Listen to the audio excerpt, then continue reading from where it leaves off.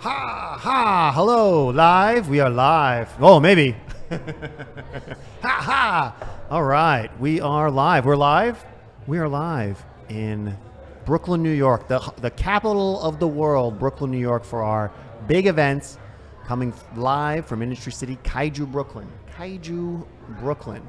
Giant Japanese monsters, Brooklyn. That's what's happening today. So we are in Industry City at our humble studio. We have a giant kaiju convention happening behind us. All manner of vendors with all sorts of wares being hawked. We're going to talk to a couple of those people in a little bit, but we are really here celebrating, our new studio, our space, and just really letting loose kaiju's, Godzillas and the like. KAIJU Brooklyn has a Godzilla sort of, known as the original kaiju, and that's sort of where it all comes from, and it's very Japanese. But the truth is that the kaiju is actually from Brooklyn. The inspiration for Godzilla, this is true, inspiration for Godzilla came from a movie a year before, 1953, The Beast from 20,000 Fathoms, which all took place in New York and ended with a big showdown in Brooklyn at Coney Island. So pretty much everything, always, as usual, comes back to Brooklyn. So we're going to talk to all sorts of people. I want to bring in my first guest, our partner in BrooklynONE, Mr. Anthony Marino. Come on in, buddy. Yeah. He's been running around like crazy, putting this all together. How are you, sir? Yo. Oh, my gosh. Thank you for giving me a break. What's going on? When's the last time you slept? So we started planning this in August. 2022? So 2020, right. We've been in the space since May. So yeah, 2022 was the last time I got a good night's sleep. It's all worth it. So big build up to this kaiju thing, but we are in full swing right now. Oh my gosh. How you feeling? I'm hopped up. I'm hopped up on the energy. The room is just, it's just incredible. It's electric out there. This community is unbelievable. They're loving all the vendors, and they're taking the time. They're looking at each toy, the details, the posters that are for sale, having just conversations. It's really incredible out there. Really great. Yeah. Is there any particular stuff you're looking at? Did you buy anything yet? I haven't bought anything yet, but there's an artist out there, an illustrator, Bill Couture, I think is his name. I apologize if I got that wrong, but he's got some really great drawings of like Godzilla in like neon colors. I'm hitting those up. Oh, cool. Big time. Super awesome. Yeah, there's definitely some horror stuff that I'm interested in. I got my eyeballs. Did you see the kaiju horror crossover? Michael Myers, so cool. this kite? Yeah, I think we're talking to that guy. Great stuff. Mike D, I'm getting your stuff. I know I got to buy your stuff. I got some orders. So just real quick here at the top, I mean, we are in bkONEproductions. Yeah. I mean, I know everything about what we're doing here, but for anybody might happen to be checking in, like what's a little bit of this space, we'll talk to John and Robo 7 in a little bit, but BrooklynONE and what's going on here. Yeah, I mean, so BrooklynONE, I mean, to tell the story again, whatever, we've been around for 17 years, great company, we do a lot of theater, we do a lot of live events, but we, after being homeless for some time, we landed here at Industry City, first doing some Shakespeare outside in Courtyard 1-2, which is a lot of fun. Then we backed that up with Rocky Horror, my main man right here, Martin Monster. That's a guy I keep hearing about. Yeah. He sounds very handsome. We'll talk more about him. But we did an incredible Rocky Horror event, over 400 people coming to see that live event. And then we started doing pop-ups around campus. And, there was talk that Industry City really needed a performance space for live events and for theater and for culture. And, space became available, and we took the dive. And it's been nonstop since May. It's been fantastic. And it's a Godzilla Con or a Kaiju Con. Kaiju, yeah. Well, and I think it's cool that it is Kaiju because it opens it up. I mean, I think the entry point is, certainly for me, I'm not going to pretend to know everything about Kaiju. I definitely don't. But Godzilla and Mothra is like, that's where, for me. But now I'm like... Well, it is a little broad. I was saying here at the beginning, and again, I like to make New York responsible for everything. The Beast from 20,000 Fathoms took place, and really King Kong, going back to 1933, predates Godzilla by 20 years. But is Kong a kaiju, right? I'm hearing Stay Puft Marshmallow Man too. Well, I brought my favorite kaiju was here, on the notorious Andre the G. is Amazing.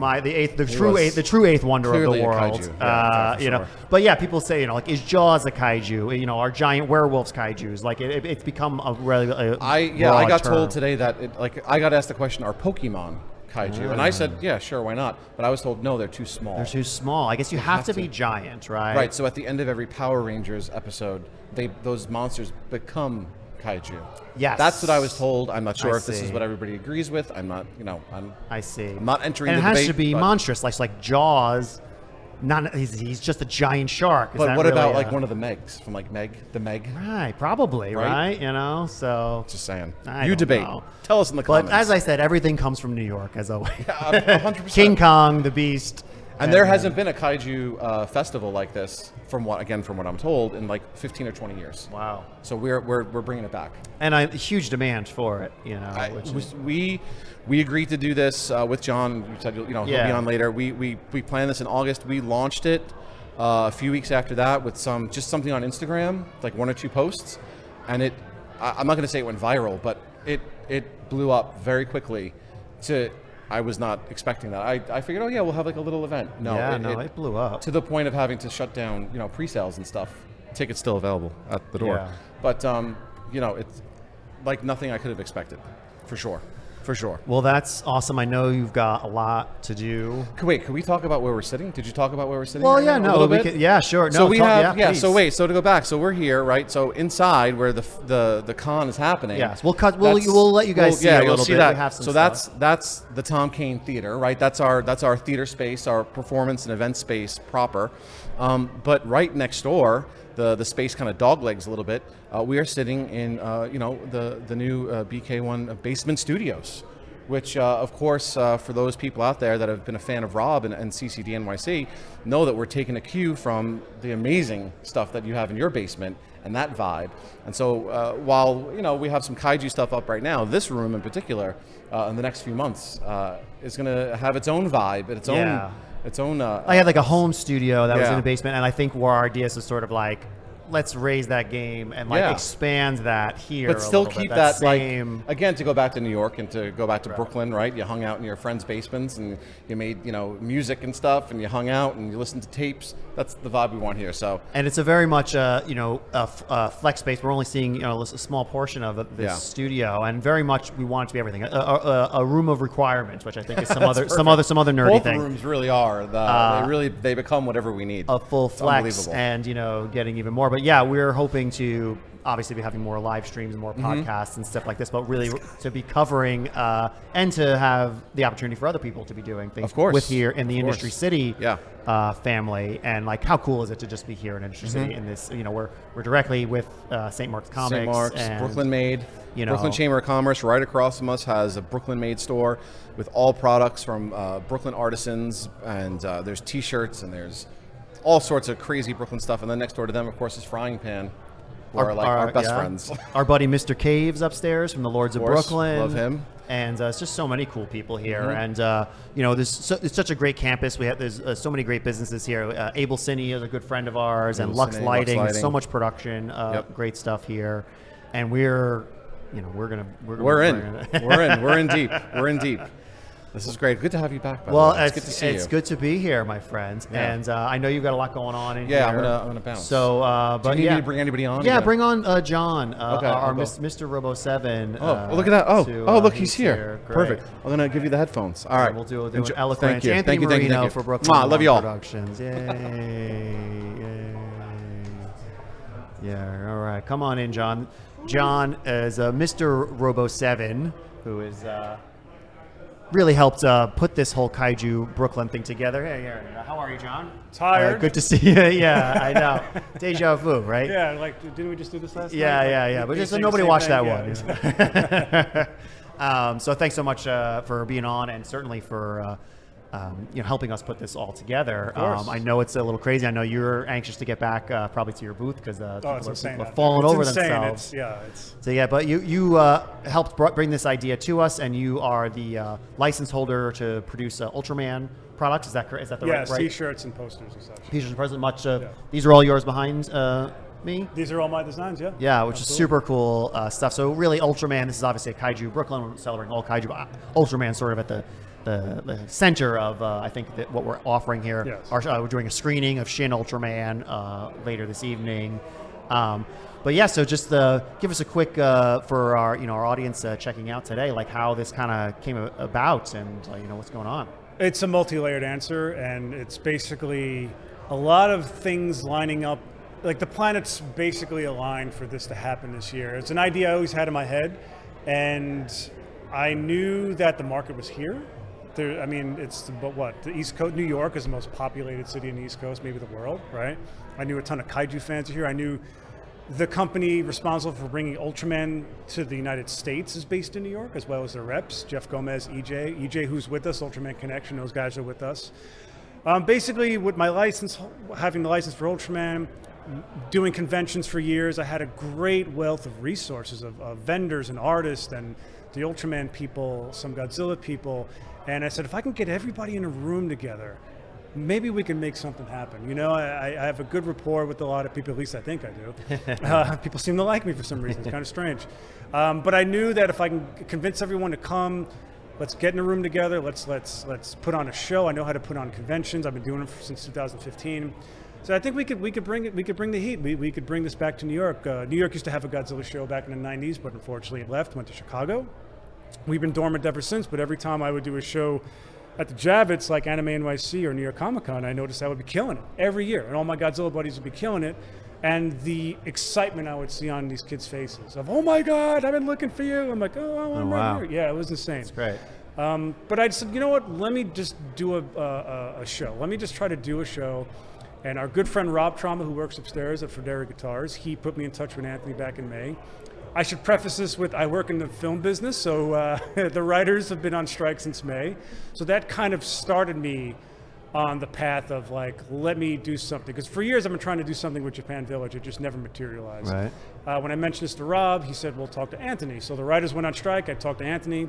Then in July, the actors went on strike. I said, great, I'm gonna be off most of the fall, maybe the rest of the year. So I said, Anthony, I have time, I have the resources, this is strike while the iron's hot, let me do this now while I have time, and let's get this thing started, let's see how it goes, and if it's something that we want to do every year, at least we got our foot in the door, and we could put our focus on this show every year.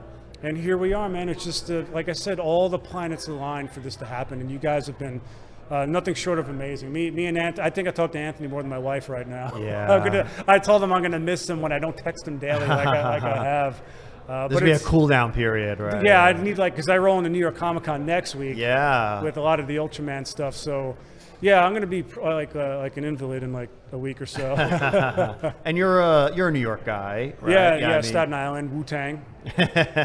And living in Brooklyn now, right? Yeah, so that Brooklyn and New York, obviously a cultural hub, right? You mentioned New York Comic Con, obviously 5 Points, a New York centric thing, and I think that having it's almost like a Japanese convention or like Japanese culture sort of convention. Well, obviously with kaiju, like there's really a need for that. I think the demand. We've seen the Japanese culture become more and more prolific here, in the West. I say, over the last 10 years, like crazily.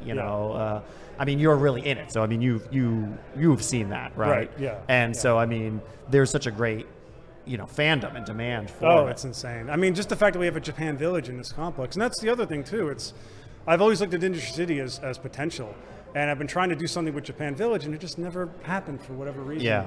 And meeting Anthony, and the great thing about Industry City is like if, I want to go get something to eat, you go right across the hall to the frying pan, you go to like the food hall. I mean, there's so many cool things to do here, rather than let's say I get like a warehouse rented somewhere in Sunset Park or Bushwick or something. Even like the Javits Center, like there's nothing around. You're all the way on the west side. Yeah. There's nothing over there. Like you can go to the food court within the Javits Center, But like this is, you can spend the whole day here, even not just doing this con, right?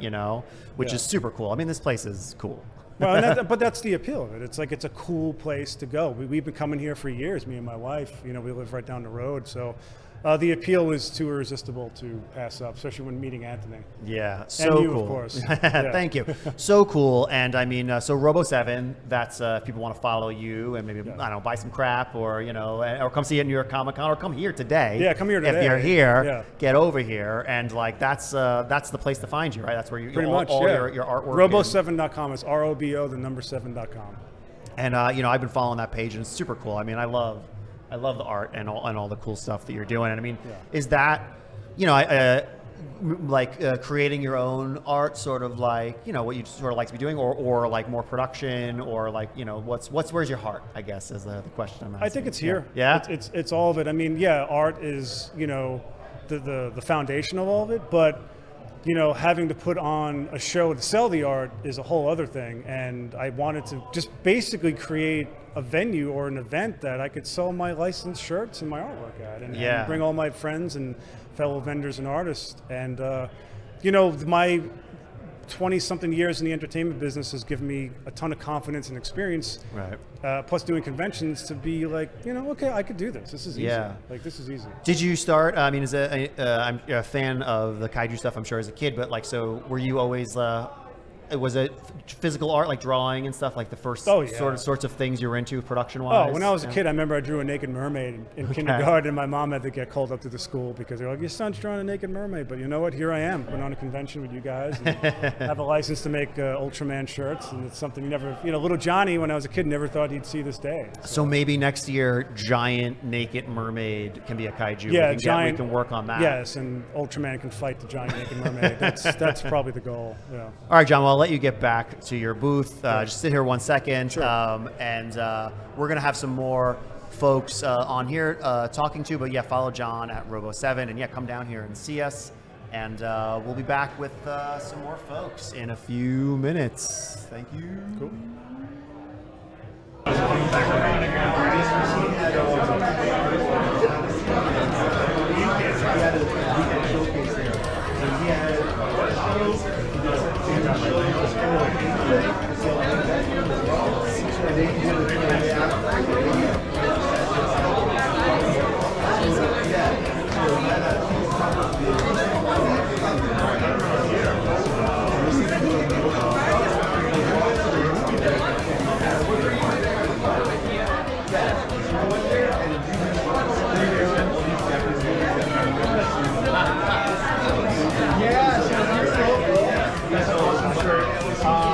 I own a gym just 3rd and 16th Street.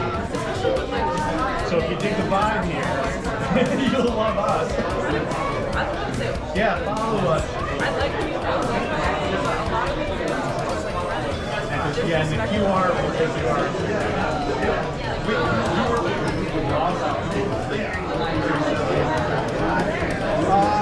We've been around for 5 years, but we were on 3rd and 12th. Sorry, 3rd Avenue, 12th Street. We just moved in April, and our new location is 16th Street. I live across the street, and we used to do it every living room. That's where we got our names. I've been a coach for 13 years. But we do 61 small girl personal training. It's really like resiliency, longevity, improvement, technique-minded things we do there. I also travel for the 5 instructors, so like high level training, high level everything.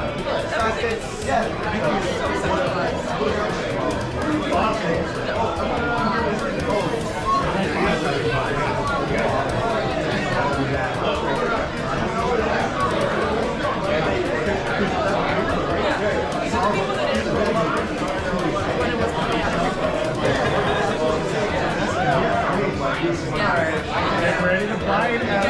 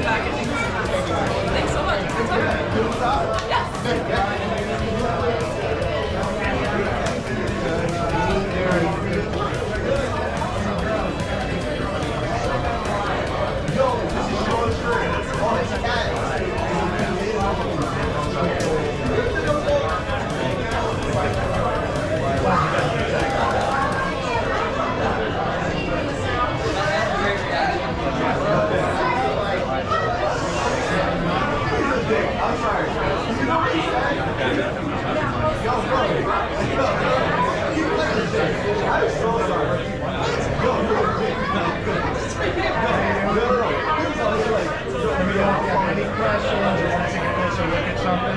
I'll get out. Oh,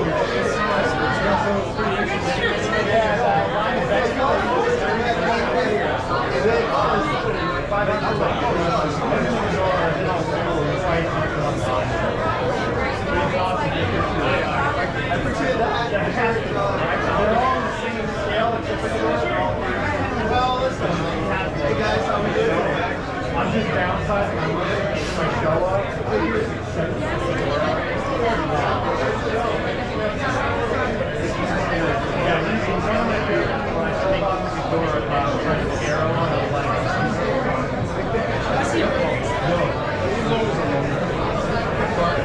I mean, what are the best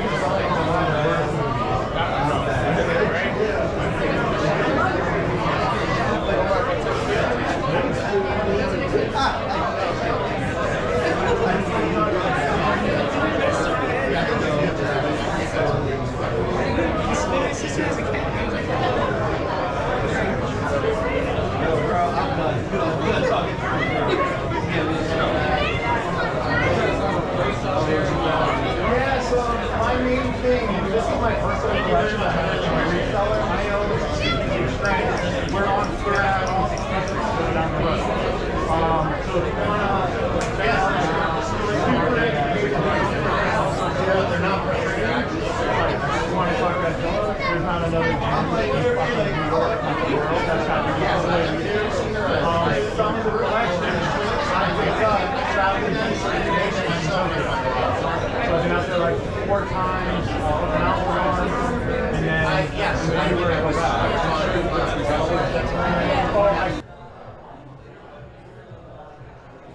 Okay, all right. We are back here. Wow, that floor looks crazy out there. I don't know how there's little lunatics out there. All right, so we have our vendor here, Chris Alio. How are you doing, Chris? Hey, Thanks so much for being here with Seismic. Yes. Is your company, and one of our vendors here at KAIJU Brooklyn. Thanks so much for being here. Oh, no, thank you for having me. Today, Chris. It's super cool. So you're a big KAIJU fan? Yeah, just a bit. Tell us a little bit about what Seismic is and what you guys do. Sure, here at Seismic, we are, first and foremost, we're fans, and second of all, we love to create toys. So we are designers and conceptual people that come up with the idea of what character we do. We have a few licenses that we work with, and what we like to target is the kaiju fans, but the nostalgia factor. So we try to have our toys be very reminiscent to 90s, 80s kinds of styles with colors, really something that's brighter and bolder, and that's something that is unique, that isn't just the standard paint job on a character. Now, any character can have a wonderful paint job, but we understand it's very unique. Right. So you're creating your own characters, or changing, manipulating things that already exist, and yeah. So we've started out. Our first figure that we actually did was based on my partner in the business, Seismic, Alex Rushdie, his video game Dawn of the Monsters, which is out for PlayStation, Xbox, and Nintendo. We started doing characters based on that. Oh, cool. From there, we evolved to Ultraman. We got a license with Productions, and we've been doing Ultraman figures for the last about 3 years, which has been really exciting. Super cool. So do we have a little bit of stuff you want to show? Sure, absolutely. Here? Yeah. Let's take a look, and then we can talk a little bit about these. Oh, who's this guy? This is Savenger from basically our second release on the Ultraman Vinyl Odyssey line. And what's really great about this is probably our most interactive figure we've made. So in addition to having the most articulation, also there's a feature where you can heat up the head and you can swap out the eyes, so you have the angry eyes and the sad eyes like he has on the show. So we wanted to do something that was very evocative to Ultraman himself, so we gave him a Ultraman color scheme. He's more of a traditional robot, so he's even more of dark grays and silvers, but this one we wanted to do something a little bit unique because he was a pretty popular character on Ultraman Z, which was a show that aired during the pandemic, and we all kind of fell in love with him, and when we were inquiring... Did you say heat up the head? Yeah, you just take a blow dryer. Soft vinyl figures, that's the way to manipulate them if you need to. So you just take a blow dryer, heat the head up, or you can put it in hot water, pop it right out, put the other ones on, and let it dry. Super cool. And so articulation, Oh, it's in the wrists, shoulders, hips, wow. legs, feet. And you're fabricating?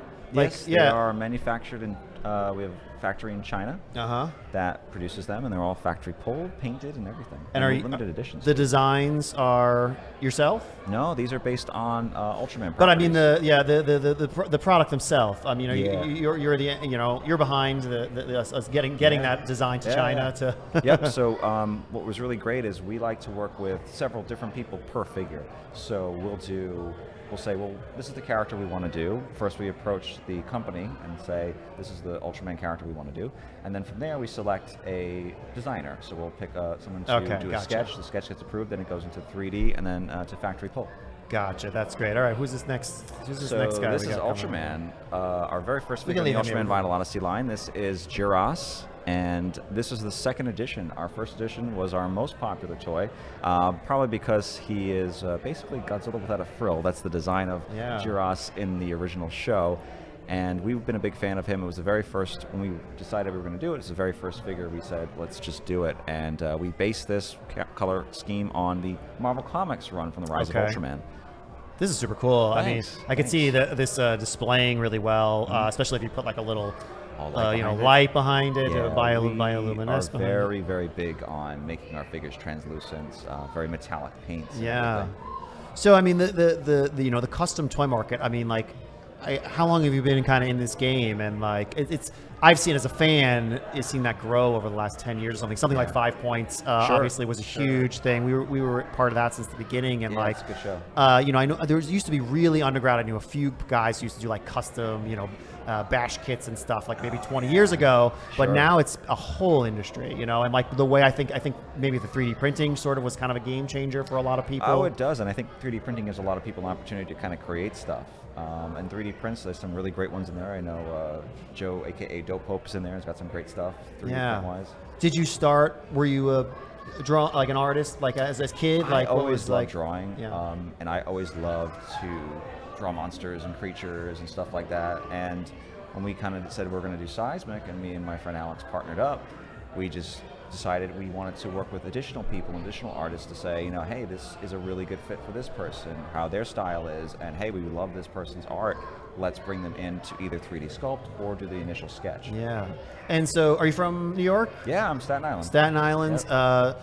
So grew up here, and I imagine, like many of us, a fan of kaiju stuff on local TV, like Channel 9 and Channel 9, Channel 11. Is that where your fandom really kind of came from, or like first started getting into that stuff?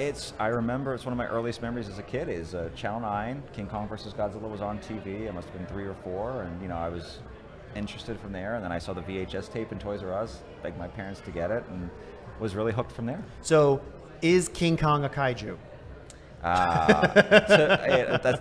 That's a controversial question. I know. Technically, he's not, but there's people that do consider him that.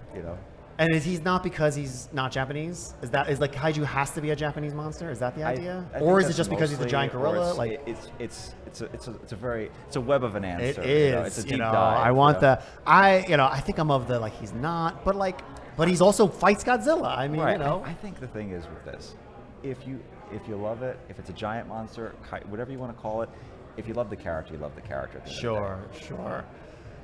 Super cool. I mean, so where can people find you and follow you? Sure. So you can follow us on Instagram, Facebook, and X. I guess that's what we call it nowadays. At Seismic Toys, and we also have a website, www.seismictoys.com. Our figures are all limited in pressing, so we have basically our plan is when they're gone, they're gone. So if they are limited, we'll never reproduce the same kind of color scheme again. And how's it going for you thus far at KAIJU Brooklyn? It's wonderful. What do you think? I got to say, huge kudos to Anthony and especially John Bellotti Jr. of Robo 7. John has been like a brother to me for many, many years. Cool. I've known him for a long time, and just to see this as a smashing success today, everybody's having a good time, and people are coming in. There's kids, there's adults. Everybody is just, just loving this and getting into the spirit of buying toys or art and just really just talking amongst ourselves. We're all fans at the end of the day. Yeah. And we all just want to say, let's just have a day we can just celebrate all things kaiju. That's it. I mean, imagine, as it being a kid and watching those things on Channel 9, and like if there was also then this, like that, I could have existed man. then, and I was part of the hunting generation of like I'd go to VHS stores Sure. and I'd have to rent this movie and you'd try to like research in the library what movies are there. It's such a different thing nowadays, and I think it's great because it's at the fingertips of everybody. And I think that the fact that there are more events like this, the better. And again, Kaiju Brooklyn has been a wonderful, wonderful show, and I don't think anybody could be any more prouder of it. That's awesome. Chris Alio, Seismic, you got these guys here. Come down and see us today if you're here, or follow you on the channels and everything absolutely. like that. So thanks again, Chris. Stay right Thanks here. for having me. We'll be right back in a moment with some more guests. Go check out what's going on the floor for right now. Be right back. Thanks for having me. Hey, how you doing? Hello. Who's that?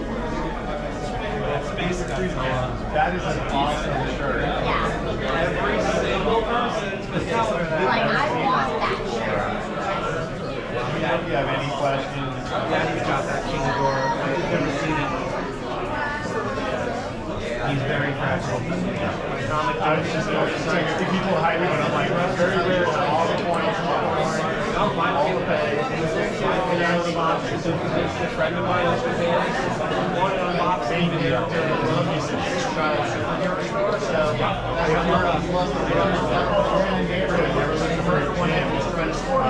That appreciates Kaiju.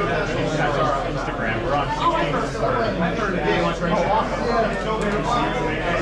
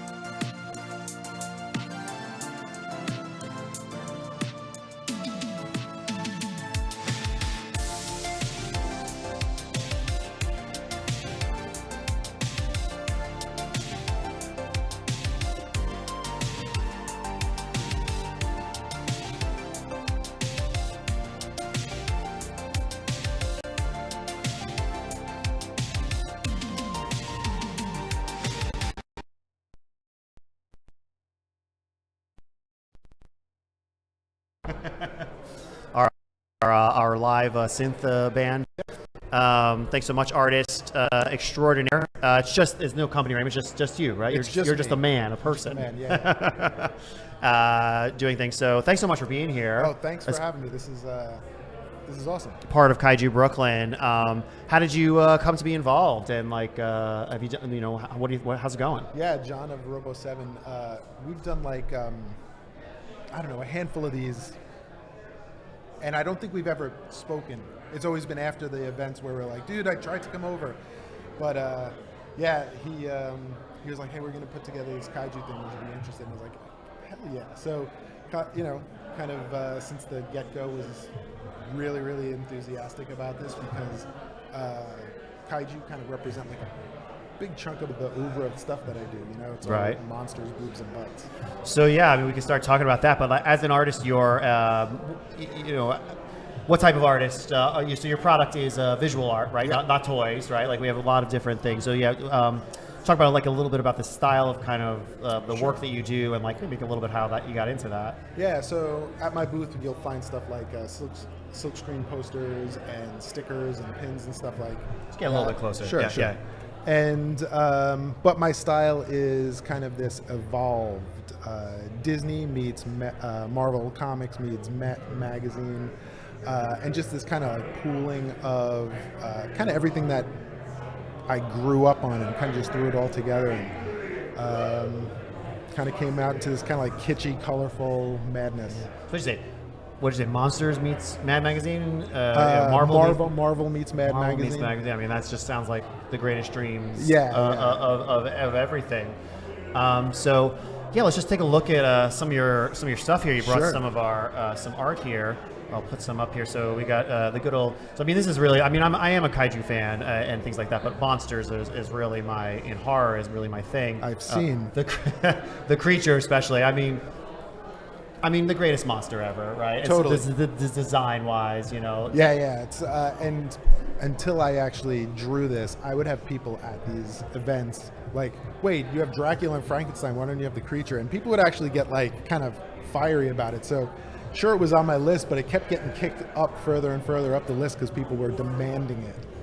I mean, he's the creature. It's the Gillman. I mean, he's the Just a design classic. that's never been improved on. No, never. Like everything else is always tried. Okay, the classic, the Bride. We'll do a little Bride and Frankie here. Oh yeah, and I had to have the two of those, especially recently when I realized that I had a lack of women in my Monster Head collection, so I had to get her into there, and I'm trying to fill out the horror women.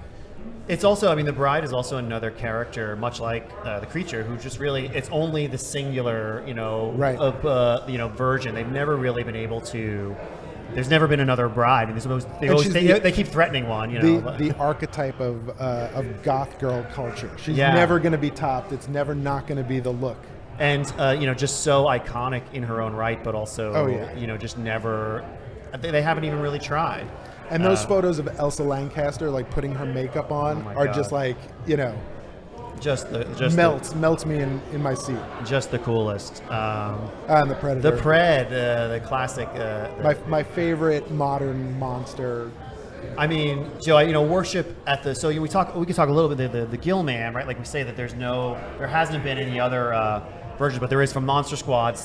Great Stan Winston, right? Oh yeah. Great Stan Winston, Totally. responsible for the Gillman in the Monster Squad, and obviously the Pred. Right. And the Predator's never been improved upon since the first one. It's always gotten like, let's make him scarier, let's make him meaner, let's make him more teethy, and it just never gets more intimidating than that first scene when he takes it off and Schwarzenegger's just like, you ugly mother.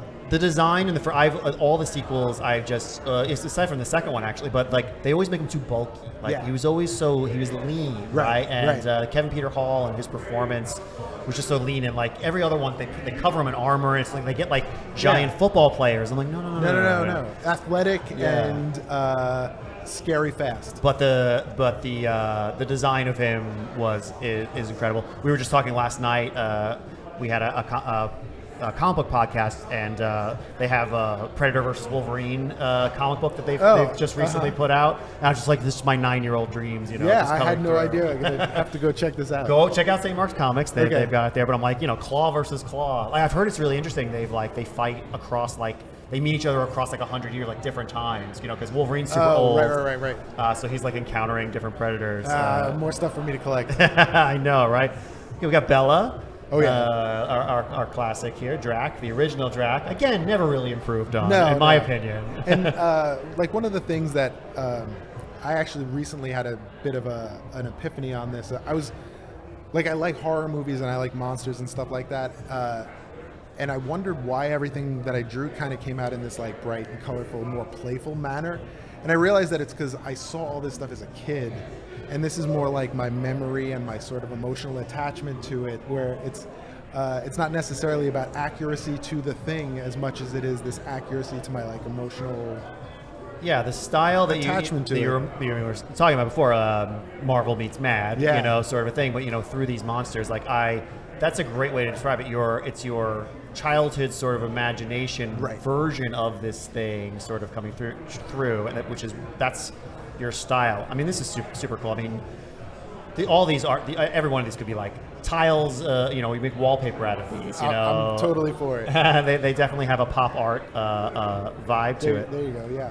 And so the 80s icons, obviously, Freddy, I always liken the classic Universals. I always think that the 80s versions have their own, and then Freddy is the Dracula, in my opinion. Exactly. And I'm such a huge Freddy fan.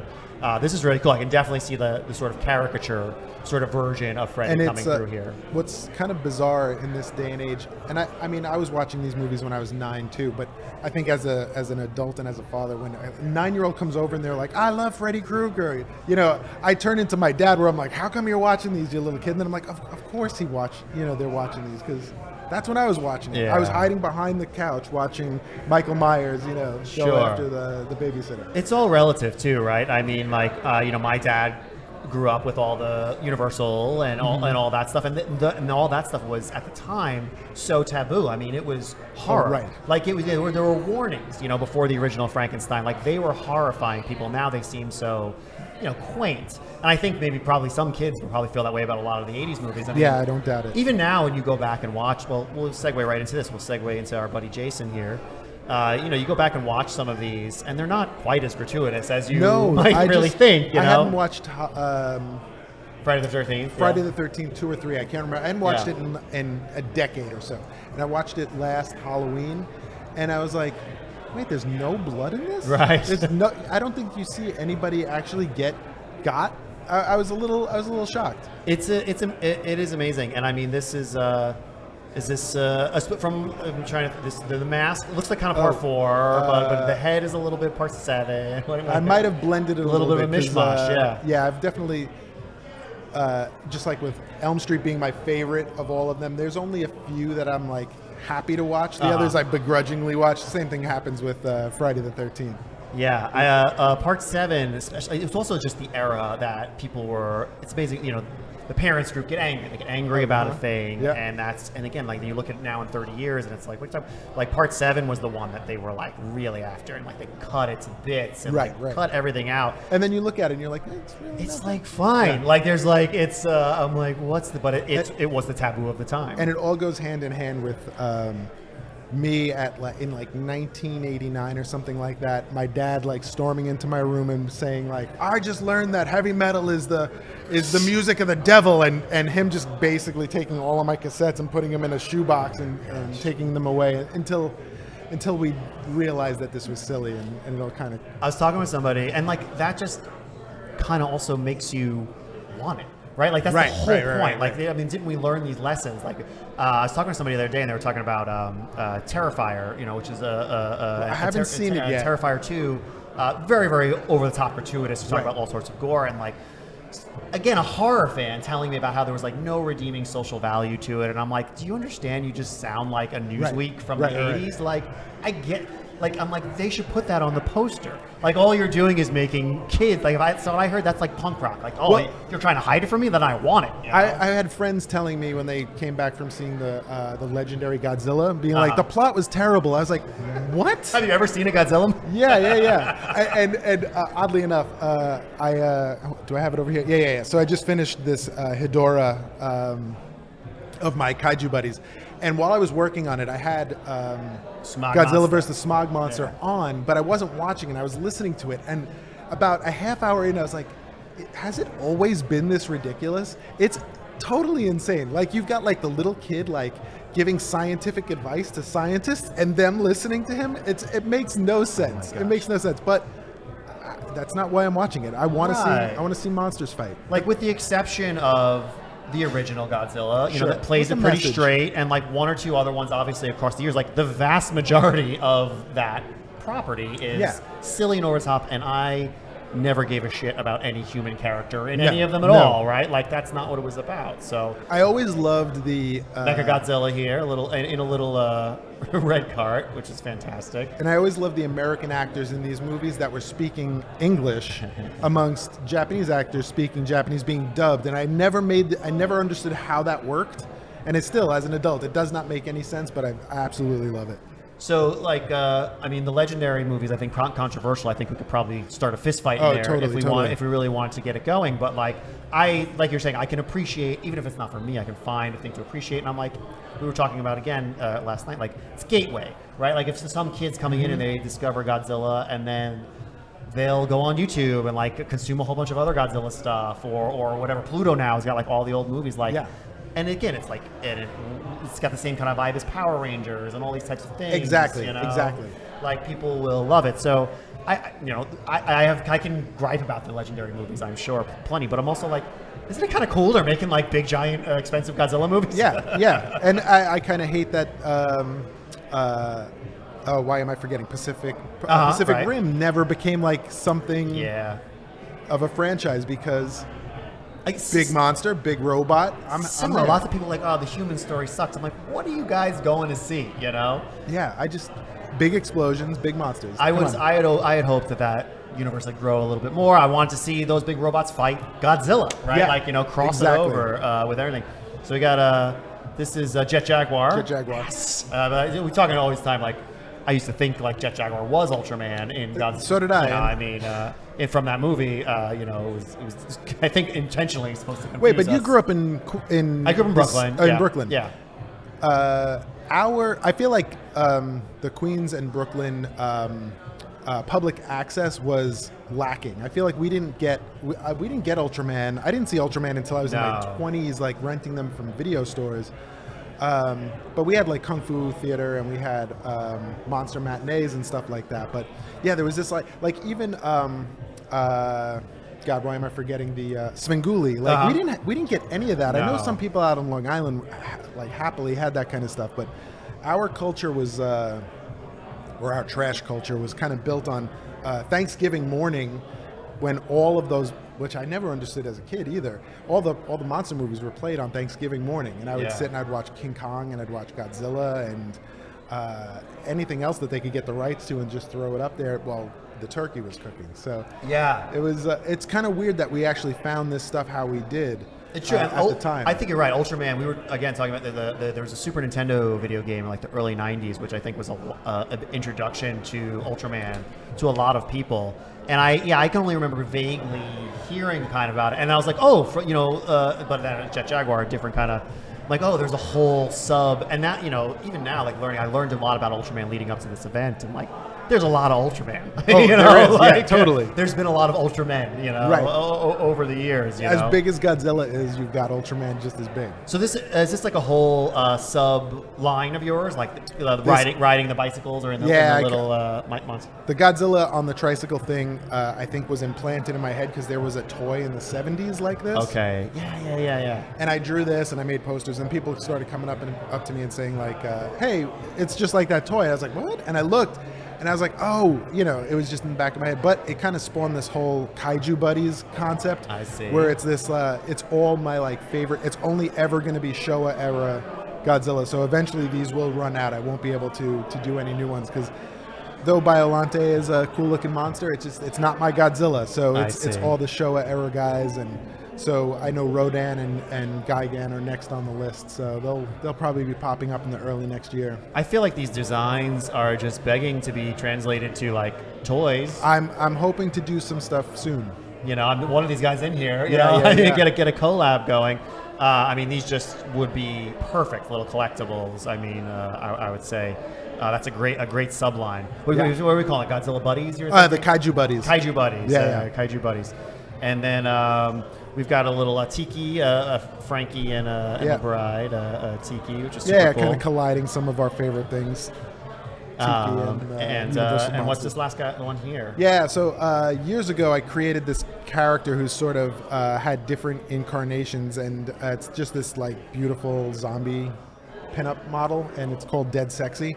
So this is a poster I'd been working on and off for quite some time, and I actually wound up printing it as the largest screen print that I've ever done, which was 18 by 36, gigantic.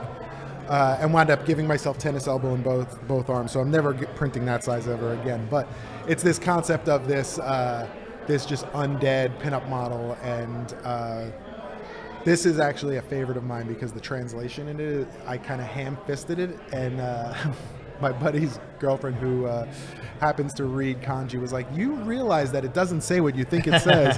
And I was like, "Oh, why?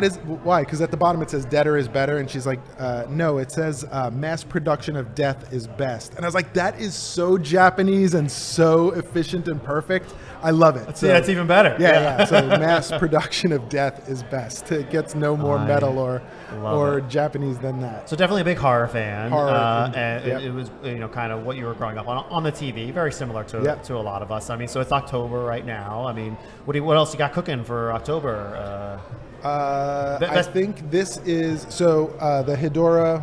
We're finishing up that poster for the end of this year, and then October. I think this is the last event for me. Otherwise, I'm probably just going to be too fried going into the holiday season. But what do you got personally? like you're looking forward to Halloween? Oh, yeah. Our neighborhood's kind of fun. We live in Newburgh, in the Hudson Valley, and it's kind of like a small city, big little town kind of feel. So you know everybody in the neighborhood, and we get a lot of like little kids in our area, and this is the first year. I've been wanting to do this for ages, and it sounds simple, but it's got me really excited. We're going to give out candy as usual, but I also got a huge box of like little wind-up horror figures. Okay. And I was so excited when we got this, and my wife is like, "You're really like excited about this?" I was like, "I don't know. This just is. They're so cool. Like one's like a little zombie hand that like crawls across like the floor. those little the wind up. And I'm so excited to be handing these out. So we'll be doing that.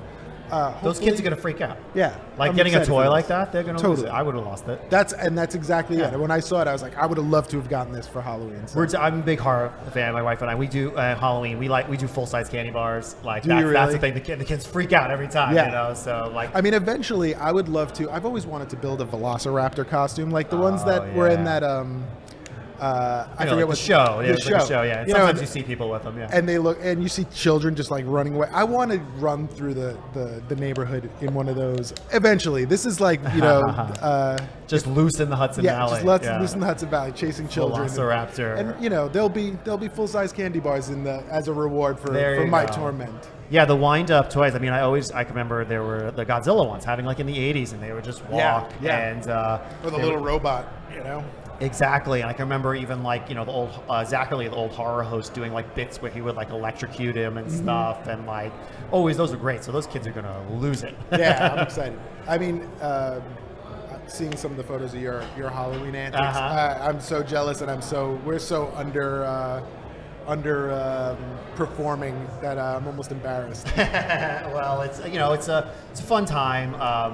October always, and Oh, yeah. horror, and it's always, it's like a warm blanket. Yeah, you should roll through. We're doing a big Rocky Horror Picture Show screening here at the end of October. In Brooklyn. In here, and we're doing an outside area, and then we're throwing like a private, VIP party in the space Excellent. here. So if you're around, come roll through. Definitely. And yeah, there could be room for Dead Sexy in there too. She definitely would fit in with our aesthetic. Oh, totally. So what's the best place to find you, Steve? Yeah, so Steve Chanks is I have a very long Italian last name, which was never a good idea for anyone to try to track me down. So I knew art directors could not get that name. So my Italian teacher called me Ciancanelli, Okay. which led to Chanks in high school, which then it made so much sense to just chop that down. So Steve Chanks anywhere. Put Gotcha. a .com, put an Instagram in front of that. Okay. Put a TikTok, and And- yeah, you can track me there. And there's a Etsy store. There is, yeah. You can get to all this stuff from my .com. That's great. And Yeah, and all my prints are available from there. for sale Yeah. through there, and on obviously here too, And here, at too. KAIJU Brooklyn. And, And I mean, it's nuts. yeah, tell us what's going on in there. I haven't even really been in. So when I walked in, it's not a huge space, Right. right? And the guy in me that does these events all the time, sometimes that can be a little, oh, this is small. It's insane in there. There are so many people crammed in there, just like rabidly buying stuff, anything that's Godzilla, anything that is Ultraman, and it is awesome to see. And I've even had, and it's very subtle in here, but if you've seen the Smog Monster, you know the kitten scene. And I've had people come up, and as soon as they see this, they're like, "No, not the cat! You put the cat!" And it's like to see the level of nerd. This is the There. place, It's right? the place. This is It's the totally place the for the deep cut references. This Yes. is the place for the weirdo, stuff in there. Right. And yeah, you're getting a good reception. Obviously, it's seeming It's like been it, it's been a lot of fun. to It's been your a lot stuff. of fun. Yeah. Well, that's awesome. Well, Steve, thanks so much for being here. Yeah, Google Steve Chanks. Yeah, Find him at yeah. stevechanks.com. Come and say hi. All the different things. I mean, this is, as a horror nerd, this is great horror content. I'd love to see your brand expand. Sure. And thanks for being here for KAIJU Brooklyn. Thank you very much. This has just- been a ton of fun. Just hang out 1 second. We'll be back with some more content for you in a little bit. Thanks much. KAIJU Brooklyn.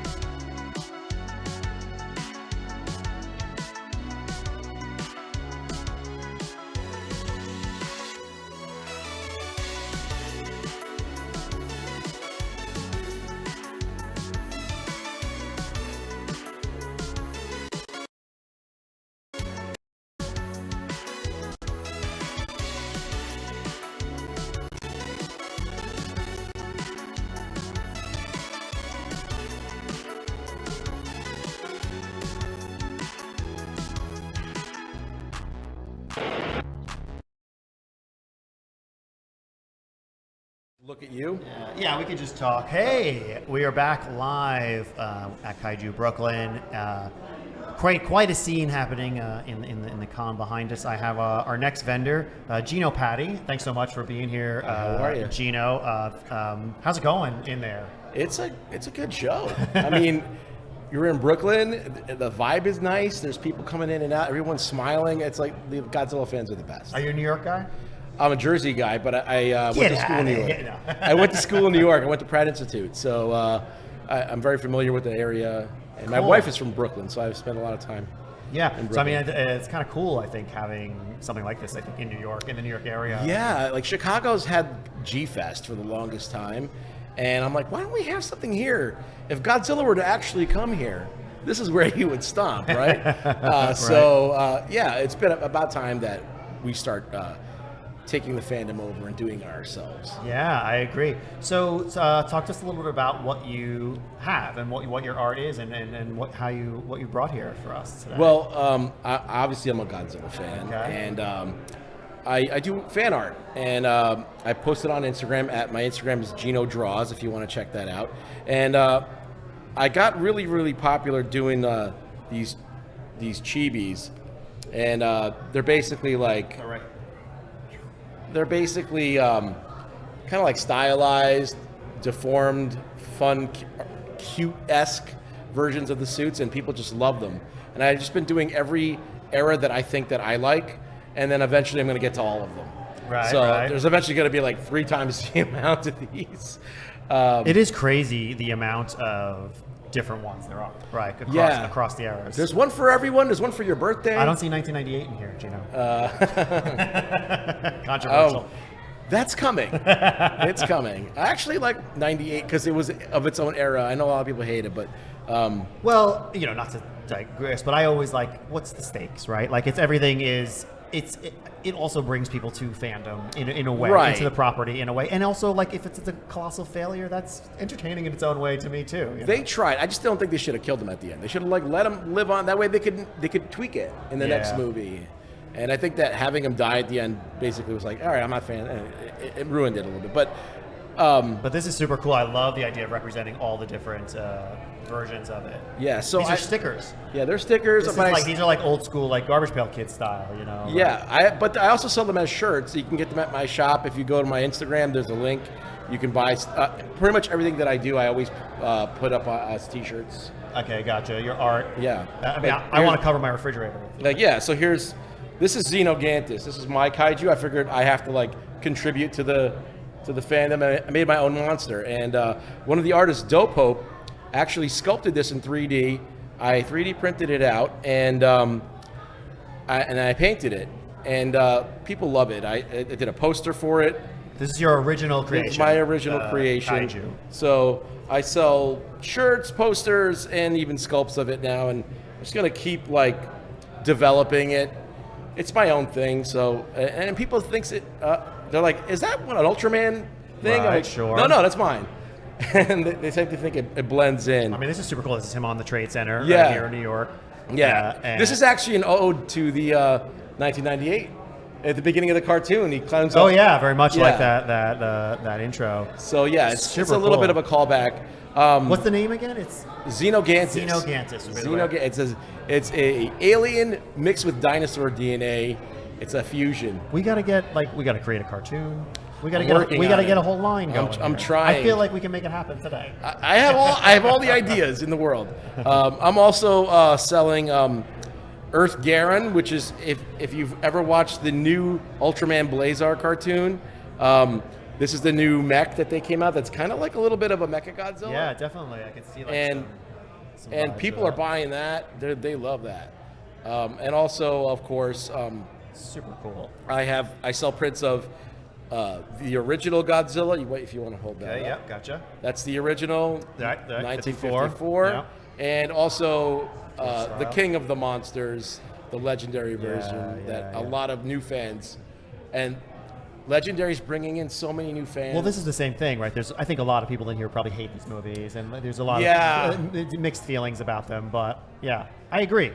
It is. It's all part of the deal because I like that we have a lot of diversity in Godzilla, right? There's There's Shin Godzilla. There's a horror version. There's a kids version. There's one you could that's more serious, that has like overtones of World War II. Right. And so there's a little bit for everyone in Godzilla, and that's what draws me to it, because I feel like every person, know what that is? That's not a Godzilla that's ever been done. That's my own Godzilla. Okay. I fused all of my favorite Godzillas together, and so there's a little bit of Final Wars. There's a little bit of Shin in the breastplate. I can see that. There's a little bit of Legendary in the stance and the muscularity. Yeah. And there's a little bit of like all the Godzillas in there. So it's something new and different. I like to bring different things that no one else has, and I like to make my own stuff. So yeah, like you were saying, like if you're a Godzilla fan, then chances are you like some terrible movies. This is so when people get like so precious about these new ones that it's not perfect or this. I'm like, as you say, it brings fans. It's created a whole. I mean, there hasn't been a really popular mainstream Godzilla Hollywood movie, like aside from the 90s. Like they've never quite been able to crack the nut. Right. And now they seemingly have, sort of, in a way. You know? It's more popular than ever. It's the best time to be a fan. Like it really is, because there's stuff coming on TV. They have a channel on Pluto now that's running all the old movies. So cool. It's like I would have dreamed of that as a child. You can get, like, before I had to go to Chinatown and sneak into a basement somewhere to get a VHS just so I could like watch it. And now you could literally find it everywhere. There was a hunt. Yeah. So where did your art start for yourself, like in your personal kind of journey? Well, my art, I was always drawing since 5. Mm-hmm. As soon as I had action figures, I started drawing them. And then I drew all throughout, teenage years, and people in school were like, "Hey, you're pretty good." I'm like, "I'm really not that good." But a friend of mine who convinced me to go to Portfolio Day, and that's like a big occasion where all the art colleges are looking at portfolios. And I got into a couple of schools, and one of them was Pratt, and which is here in Brooklyn.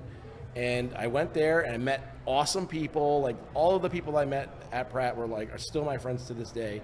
And we have so much in common. And I started getting into the comic book industry, a little bit of animation. And I did that for about 10 years. And I eventually started teaching. So now I'm a teacher, and I teach all the stuff that I know. Oh, cool. Painting, traditional art, digital art. And I was gonna ask, like, what sort of mediums you're in. It's a little bit I do it all. I'm so curious, and I like to entertain myself a lot. So anything that's new or anything that's different that I can do, other than just doing pen and pencil, because when you're doing comic books, it's one of the original things. Or where you're doing animation, it's all pencil work. Like you do penciling and someone inks it. And if you're doing animation, you pencil it and then someone inks it. And it's kind of like the same thing. So anything that broadens the gap from that, I mix mediums all the time. I'm doing sculpting, digital sculpting. Yeah. So I'm pretty much, I love it all. A little bit of everything. Yeah. I mean, the 3D, we're talking to some of the, like 3D printing has sort of changed the game and like opened up that sort of avenues of creativity that I think, previous generations wouldn't have had or even considered, right? Or be so, unless you're just molding clay and getting, kilns and like all that, it's like, how are you? Now you can just tell the computer to make it for you. AI, go. I'm curious. As weird as it sounds, I'm curious to see what AI Godzillas look like. Absolutely. Just again, it's a tangent, but like, there's a fear of new technology sometimes because there's an inherent this is like newness really different. Yeah, of course. Yeah. It's like, I think at a certain point, like as long as we're in part of it, right, we feel like, okay, it's part of us, we're doing it. But when it's doing it by itself, then you're like, whoa, that's a little different. We've all just inundated with 50 years of science fiction cautioning us about like, what are we doing? So we're all like, what are you doing? Don't give it the power. But the strike that just happened, that there was a worry about that as well. So I mean, it's a common thing to be scared of. I think that we'll eventually find that it's not that bad. Sure. But the term AI, I think right now is a big catch-all too. Like, what does that actually mean? So like, if you're trying to limit all AI, it's like, well, this is also like a tool. Like, there would have been a time where people had said like digital music isn't real music. Like you can't have a violin be created by a synth. People would be like, that's cheating or this and this and this. And obviously we're on the other side of that now, so like you can't say no electronics, right? Like that would have been weird. So AI is a catch-all. I think people don't we don't ever really quite understand exactly what the ramifications. People think it's like, No. you know, people think it's the Terminator, but it could be a tool that I think artists yourself could probably utilize. I mean, if you could teach it to do all your work for you and make all your art for you, and you could just do things you never thought you could do because you're not limited by your own like limitations, that's interesting. But I don't know. I feel like me doing it is also part of the process. Right. So it's kind of like I don't know where I'm landing on it. It's gonna. I think it's. I'm more interested and curious to see kind of what brings it out as opposed to terrified. You know. It is cool because I could.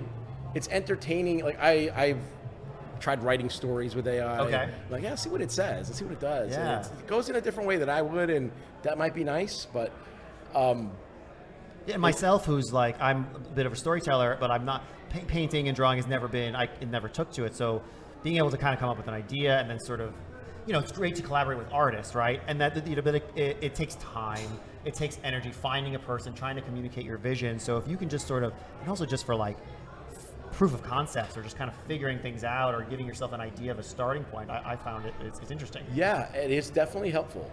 So I mean, we're in a whole new world, and it's very interesting to see what new things can come about, new creations that can come about.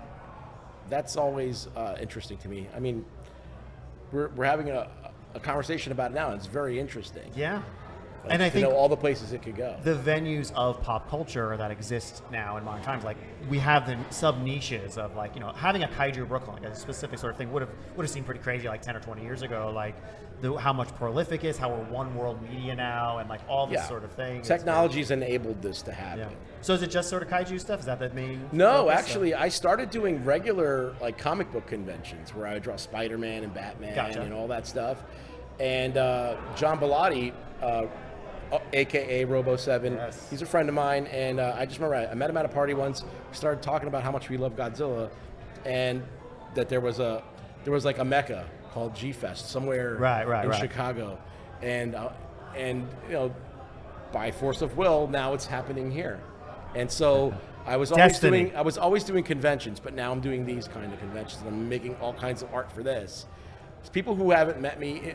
There's like a post-Godzilla era of my artwork, and so like everybody that sees me from the past like 10 years thinks I only do Godzilla. Sure. But they didn't know like before that I was doing animation design and doing this and doing that. So I was known as the Spider-Man guys for a long time. So it's just now That's cool. a Do your different students era. know that you're into this? Oh, they know. Yeah. They know. Sometimes they think it's funny.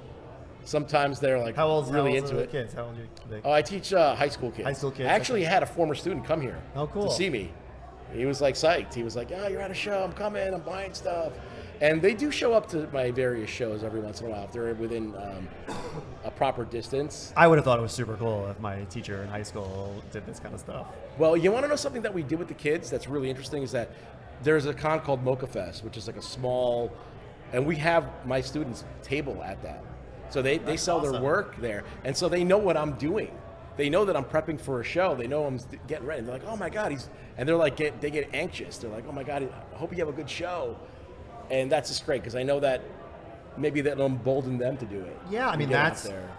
You're teaching them about different aspects of the business, right? You're teaching them not just this, like this is what you do, like, and it's good to know that those are the things. I mean, I studied film production and that sort of stuff when I was younger, and like if I was doing that now, I would be teaching kids like how to use YouTube and how to get yourself out there, not just edit things, and like what is the method of distribution, and you can empower yourself now absolutely. too, right? And just like even cons and stuff like this, and like tabling and things like create art. Here's where you sell. Like, what could you have done? 30 years ago, it would have been a whole other thing. It's so much easier to like make a sale if you're right there and your stuff is there, than if you put it onto Instagram and then people are just scrolling past it. Yeah. So sometimes you can make sales like that too, trust me. But I think that knowing both and knowing that if you just get out there, you might meet people and you might. It's fun, right? Yeah, it's part of the culture. I mean, that's what's happening in here, and like the sub niches of con culture has grown. There's so many mini cons and every conference things. Doing conventions has only been a positive. That's cool. Like meeting new people. I just met you. Yeah, I met all these different people, and it's great to just like expand the breadth of people that you know, share what you love, and you talk on podcasts, do all this stuff. Super cool. Well, Gino Patty, he's from Jersey. We won't hold that against him, but It's my only flaw. you can follow him. Your Instagram is Gino Draws. Gino Draws on Instagram. You can get links to my shop, my Threadless shop, where you can buy T-shirts, and you can reach out to me, and I can do custom artwork. Come down here right now if you're seeing this, and come. Yeah, move come, it. Come get here and get some kaiju. I hope the rest of the show goes great for you. And I hope you're back next year. Come back next year. Because Yeah, if there's another we're one, doing I'll be this here. every year. All right, sit right here. We'll be back in another minute with some more folks, and let's check in on what's going on the rest of the Kaiju Brooklyn. Ultraman.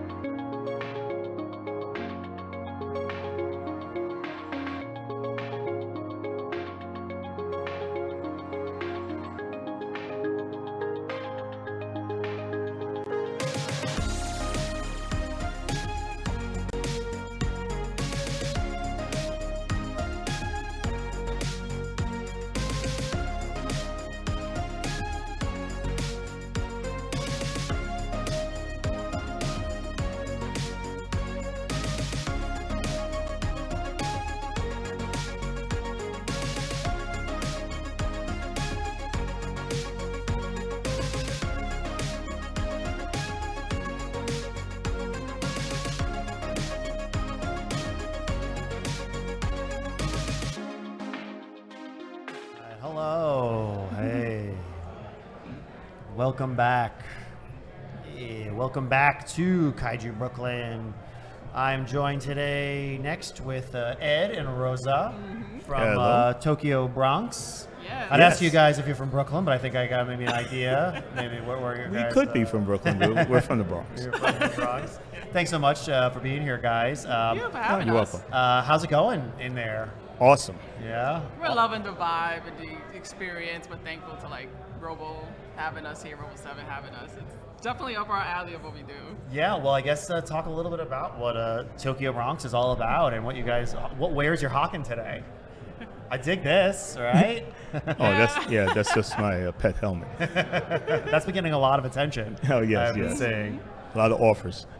So what's I love this shirt too. This is right up my alley. This sort of thing. You got a lot of style coming in here. Oh, thank you. I tell you, it's a lot of sometimes it's just dudes in black t-shirts, So like it's a little bit of style. Yeah, that's what I usually do. Change it up today. Yeah. So tell us, Tokyo Bronx. Where did that start and what's it all about? So it started so as the original founder of Tokyo Bronx, and I'm an affiliate brand through ACG Social Mixer. So Tokyo Bronx was more of like an urban cross-cultural reference of like urban culture, Japanese culture back in the day, it being first introduced. And then when I came on board with my ACG Social Mixer, it was almost similar of like bringing those cross-cultural connections and networking with fans and creatives of the genres. And then we linked up, suddenly it's like a small world, kind of 6 degrees of separation thing. I met his partner. We talked about, our goals and what we're doing with our brands. And, we were like, hey, you want to affiliate with us? We're like, yeah, why not? This does sound badass. And I just see so much potential and opportunity with it, with just the way anime is going and comic and gaming. And that's how we came up with Tokyo Bronx ACG. And I could explain a little bit more about Tokyo Bronx because I just love the name right away and I just saw so much. It's awesome. It's an awesome name. Well, Rosie, you said it so well. It's basically what we have here today, a bunch of people talking about what they love. So, we just talk about it, then we do events about it, we come and vend it, go to places like Comic-Con, we come here, and that's what we do. We present that urban feel, but growing up, watching all this anime, watching giant monsters destroy Tokyo, that's what we want to talk about. Super cool, but with maybe a little bit of a New York Bronx spin on it, right? Like a little bit of that New York attitude. Exactly. I mean, that's very much what it's very Brooklyn centric. It's always like pop culture because being a New Yorker is very unique, and it's a unique perspective, and I think that you can, and just the mishmash of Tokyo Bronx is just the coolest name. Right. Style and style. It's like right? cheesy grits. Cheesy grits. And I mean, as you're talking about the what we've seen, the Japanese culture really more prolific. As a fan, you're being a fan, but like seeing it more mainstream now, right? Exactly. Which is just really crazy. I mean, even Ultraman itself, we were talking to some of the other people, we didn't really know about for a long time. Obviously, Godzilla's probably an entry point for a lot of us, but like Ultraman now mainstream, in a whole way. Yeah, Super Sentai. I didn't know I was watching the Japanese channel on UHF. On Saturdays for an hour. I didn't know what I was watching, and all that. Everything was underground, and now it's like above ground. And it's like great to see, us gathering, being able to talk about it almost every day, and that's what this is all about. That's what we do. So what was it in the Bronx? Right. So I don't know if it's the same in the Bronx. We had WWOR Channel 9, which would always run all the Godzilla movies. Was there any? Was it different? It was the same. In the It Bronx? was Channel 61. So you would get it on UHF. Yeah. You weren't even getting it on that. Yep. Channel 61 the on deep Saturdays. cuts. Yeah, I was turning the channels, and it was Brave Raideen was on. It was like a giant robots, like with pyramids. I'm like, what is this? And it was all in Japanese. So I saw Galaxy Express 999, Chobin. I saw some great. And you were like, this is. Yeah, I was like every Saturday. What I'm like, is this? On my black and white TV, I'm like, I need more of it. And here you are. I never stopped. Never. I love it. I love it. A man after my own heart. So yeah, what are some of the products that you're selling today? What can people expect if they come by? Well, you can see a lot of artwork because I'm an artist. I'm going to teach Rosa how to draw. She says she's not. I'm a art school dropout. She's an art school dropout. But we have a lot of art that we're selling based on what we love. My man Sean is on the hats. I'm doing custom bags. And I just draw a lot of robots, giant Right. monsters, robots, and all that fun stuff. These are great. These bags. I'll remove this little helmet just for a second. To hold this Yeah. out. So these are Tokyo Bronx custom bags Yes, with different types of designs, and these are your art. yes, that's Yep. my art. Drew them myself. Super cool, one of a kind. Yep, well, they're all one of a kind. I try not to repeat. And then, so tell us what this one is before I put it down. What are we looking at here? What's this character? That's a custom robot with a little Chainsaw Man vibe to him. The So I fusion. just kind of like made a Gundam type robot, and I just said, let me put some chainsaws It's on the it. dream of like a 12-year-old. Exactly. Giant robots. Yes. Right. I'm 12 years old plus. Yeah, so besides the art that we also do, because we do have a lot of artists in our collective What's this as one? What's well. this That's Gamma. Super cool. So you Go ahead, see, sorry. yeah, so no problem. So besides the art that we do, we are a brand overall. So think of it like Tokyo Bronx is like the umbrella, and within that, there's many different pieces of the umbrella. So I'm like the social mixer networking of doing theme-based events, which is fun because we realized that people needed local spaces to go to, and sometimes conventions could be so overcrowded and Yeah. cause anxiety, even for first timers or whatever. So we realized that having small, intimate spaces and creating a fun theme behind it was the emphasis with ACG, and bringing the spin of Tokyo Bronx to that was so amazing, and it's received so much attention, and it's real fun. It's so fun to create. What these kind of events. events? So we've done cosplay, kind of cafes. We collaborate with other local businesses and other local like companies that do love doing this stuff too. Movie And nights, We've yeah, done movie anime, nights. movie night. We've done like TCG, like tabletop gaming. We've done like even art auctions, cosplay auctions like that. We've done drink and draws.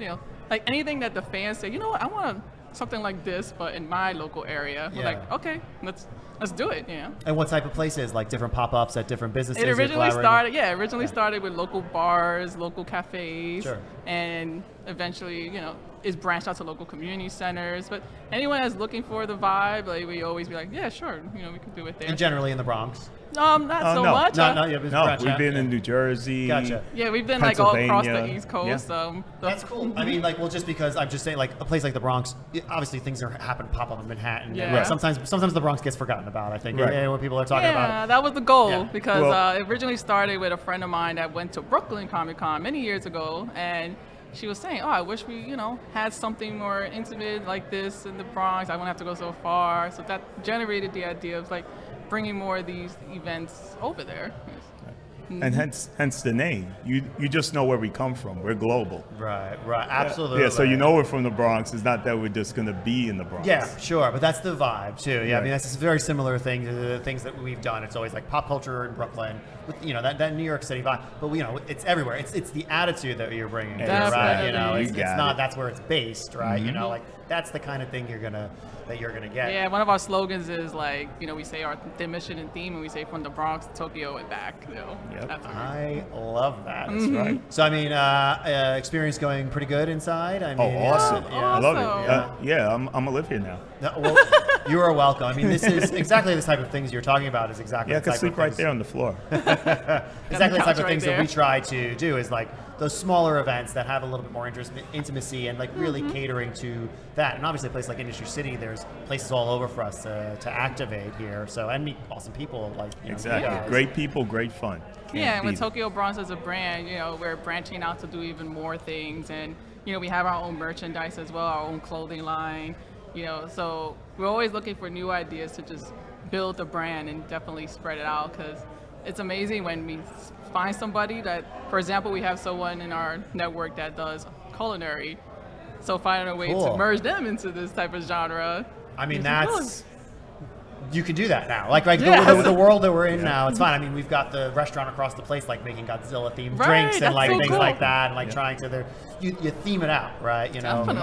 Across the vibe, and it's amazing how much people respond to it. Like Mm-hmm. some people.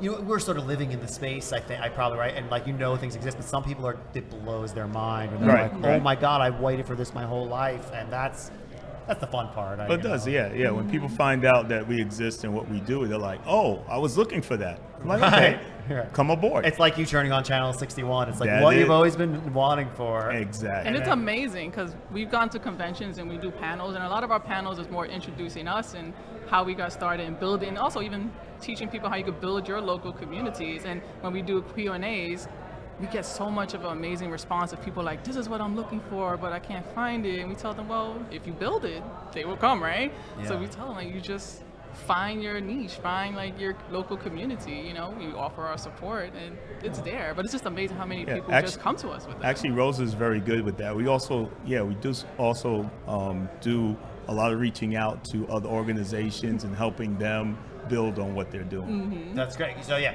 your collab, right? Yeah, it's A never lot of like, collabs. That's our emphasis, yeah. Yeah, that's our main word. We'll collab. it's never like precious, not trying to like hold your own thing. And, like, No, it's no. like lift Not- it not all us. up. No you know? gatekeeping. Not us. No Nope. gatekeeping, Nope. exactly. I mean, we always say, right, we're like rising tide lifts all ships. You know, we try to Definitely. like, Exactly. just be with cool people, right? That's Yes. that's the goal. That's the Yes, goal the for everyone. spaceship Yamato holds many people. Yeah.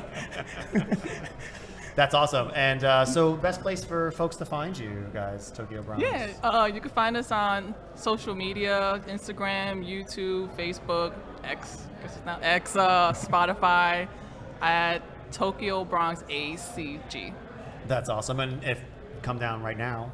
Oh yeah, And, you see us live. Come down, Come down right now come and see. on. You could try the helmet on. You can try the helmet on. if you'd like, and get one of these awesome bands, and like meet Ed.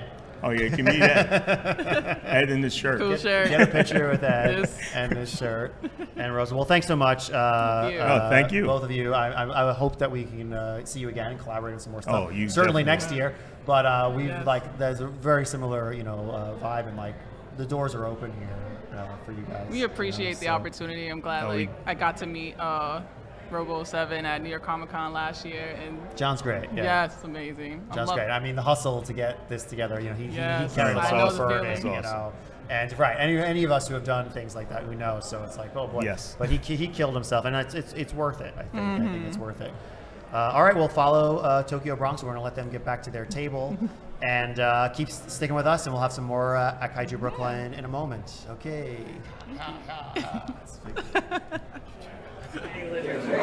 That's my favorite one. That's I wanted to roll my hair and have a beer.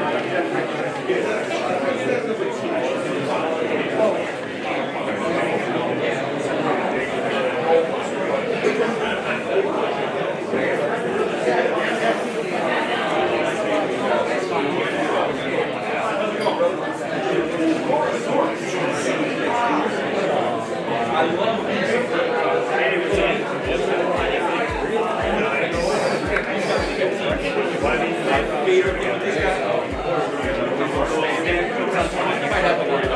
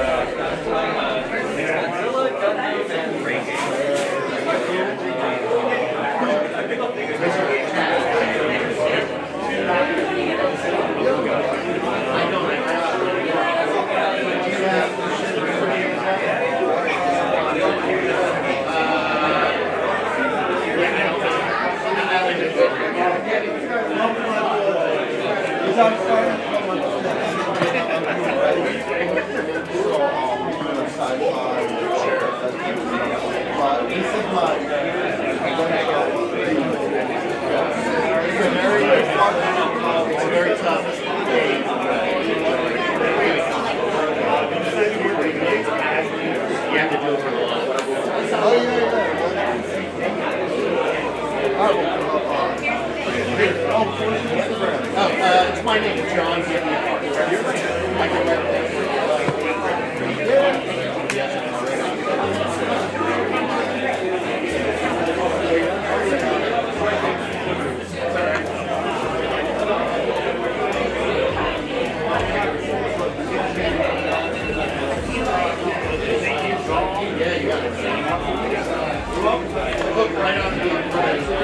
You're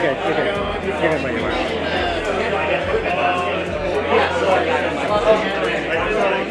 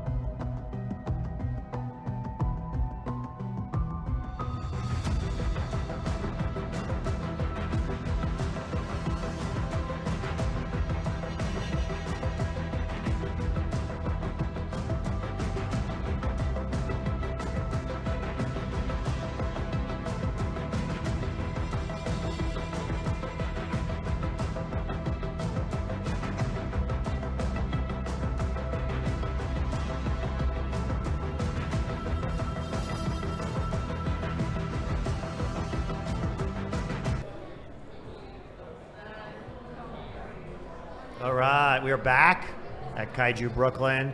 I've got Brennan Fremantle here with me. Muteki? Yep, Muteki Sales. Muteki Sales. How you doing? We're doing great, actually. Yeah. How's it been going? We didn't bring enough. It's weird. We thought we overpacked, and as it turns out, tastes are going to have to get real specific to come to our table towards the end there. Really? Tell us a little bit about Muteki, and I guess a little bit about what kind of brought you here to the con. How did this stand up? So Muteki Sales started in 2006. Our owner, Raymond, who is actually in Japan right now, getting more product for us because that's how we get product. He felt that the tokusatsu genre at the time wasn't being represented the way it should have been, especially because he knows it's a niche, but like there are fans, clearly, as you can see here today. So he started Muteki Sales. I came on about 4 years ago or so, just as a fan. I was buying from them, and Ray, I love him, but he doesn't have like kind of the social media part of it down. So I came on, our other partner Michael came on, and we started just kind of helping him because here's a guy who has been doing this since 2006. As a fan, none of this is our day job. The whole idea is to just try to get these collectibles, these products into the hands of fans like us for as cheap as possible. Right. Because a lot of competitors will sometimes double the price of these things just to kind of cover their own butts. I'm trying hard not to curse. I'm so sorry. But when Michael and I came in, we tried to help him with that because, again, here's a guy who would take the shirt off his back for you and buy you a new wardrobe, who just wasn't keeping up. He was being lapped by some of the newer guys, and we hated that. So we came on and we've been doing the social media and we've been doing a lot more conventions and just really getting Muteki Sales out there, getting these products into the hands of the people who want them, the fans. And we spend way too much time on each sale because we end up BSing for like 10 minutes about our favorite. Well, you know, that kind of thing happens. And then how did you end up being a part of Brooklyn Kaiju? So Brooklyn, I've been a fan of John Bellotti for quite some time. I'm an artist. Yeah. Robo 7, yeah. An artist is my day job. So Ray knew John, and in a very embarrassing way, he was like, I'll introduce you. So he introduced me, and now John and I like text each other and tell each other we love each other. But we were all working a show together in July called Terrificon in Connecticut, and John kind of came up to us on one of his breaks, and he was like, so I've got this idea. And he was like very hushed about it. He's like, I'm thinking of maybe doing a pop-up or a convention or something that's all just this, the tokusatsu, the kaiju, you know, Ultraman, Godzilla, Gamera, all that fun stuff. Would you guys be interested? And without a hesitation, we were like, yeah, absolutely. Can we pay you now for our booth? Like, we're in. We're absolutely in. So we've actually, behind the scenes, like, it's fun because we're friends with him. So we get to see all of, like, his anxiety as, like, things are getting closer and everything like that. No, definitely not. Definitely not whatsoever. But he has absolutely, and I'm not sure he realizes it yet, so we all need to keep telling him, he's captured lightning in a bottle here. The fact that something like this didn't exist on this coast until now, and he stepped up and he got it done and he followed through. The vibe is immaculate.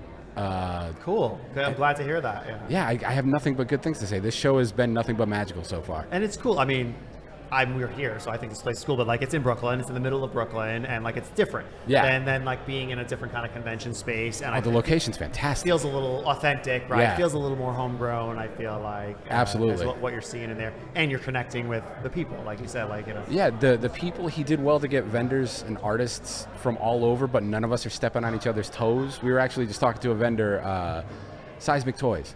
Right, yeah, we had him on. Without even thinking about it, they've been sending people to our booth when they're looking for certain things. We've been sending people to their booth, like, you know, it complements each other, right? Yeah. The product, right? Yeah, the product, it's all complementary. Everyone is kind of symbiotic. Like, if we don't have it, that guy does. Like, you know, and the artists have been the same way. Like, everyone's having a good time. Everyone's doing well. So this is a little sampling of some of the product that we would find at your booth here. This is a small sampling because we have sold a lot of it. Yeah. So first up we have the SH Figure Arts Shin Kocho Seiho Kamen Rider Faiz. All of these things are so wordy. He comes with the territory. He is from the show Kamen Rider Faiz. He's the lead writer. This was just released. We actually went to the Tamashi store during Toy Fair. And they were like, oh, yeah, Faiz is coming out soon. We were like, yeah, we have him in stock. It's fine. And they were like, oh, we don't even have him yet. I'm like, yeah, we got him. So that's been an in-demand one. Then we have from Super Sentai, which you can't get Super Sentai in the United States. Right. This is one of the particular items that we have to bring from Japan because Power Rangers has certain licenses that stops it. So we have the SH Figure Arts Shinko Joseiho Gokai Red, who I don't even know what the team was called over here.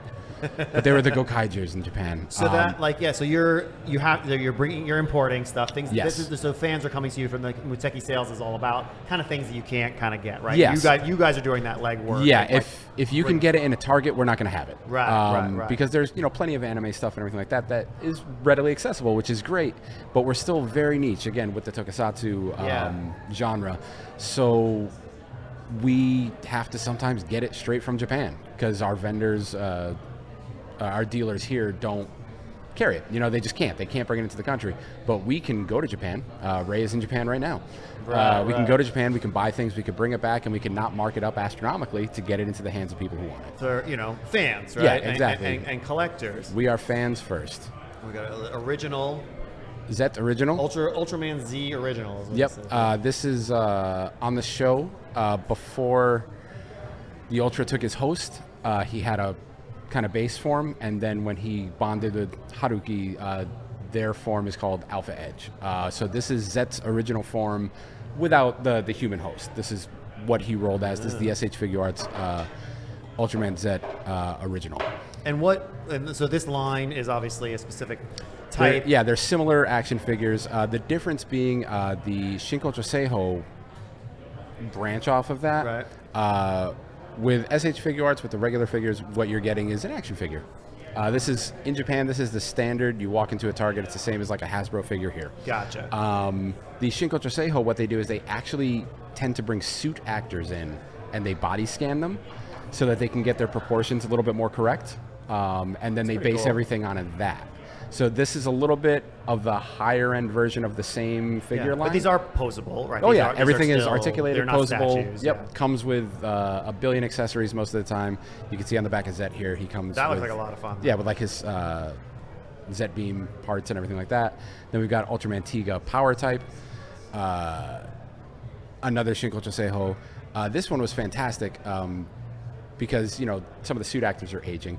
Right. And those guys love being a part of this genre so much that they still come in, they get scanned, they put the suits on, they do some of their poses so that they can, really get a very as screen accurate sculpt without it being a statue. That's so fascinating. I'm trying to think of, is that because there is such a fandom for the performers? Yes. It's just to be cynical. I'm just trying to think like that. I'm like, that seems like that would never happen in some sort of Western sort of thing. I'm trying to think of like, if somebody's in a costume, like you don't need to have the guy in the costume to like, especially for a toy to do a scan. And in the United States, that is one of the main differences. We don't applaud the suit actors the way they do in Japan. In Japan, the guys in the suits are just as much celebrities as the characters out of the suits. Yeah. So it's really fascinating to see because, like, take The Mandalorian, for instance. Right. Most people, Pedro Pascal, and he gets all the credit, but it's Brandon Wayne in the suit. Right. John Wayne's grandson or something like that. Right. And I'm glad to see him at least, like, he's a suit performer. Sure. Doug Jones is another one. He of course. does all those. And so, like, you strike me as a little bit of a horror guy. I'm a bit of a horror guy. I'm noticing that. So, I mean, reverence for certainly performers and, under makeup, from Lon Chaney to Robert Englund and all that, and really having a real appreciation for that. And there are things in the West where we'll have like mocap. So like recently there was like the Texas Chainsaw Massacre video game. Yep. And Kane Hodder, I think, did the he did mocap Leatherface for because that, Gunnar Hansen passed away. Sure. So like there is a little bit of reverence for that, but like to just put them in a costume to make a toy out of them. Yeah, no, they don't do that. I don't think I've ever kind of even really heard of anything sort of like that, even at the nerdiest, Yeah, like, and that's again the Shinko Joseiho line they don't do every figure in that line. Like, those are like special. Like this came out because it's the 20th anniversary of Fi's coming up, so they were like, let's get them back.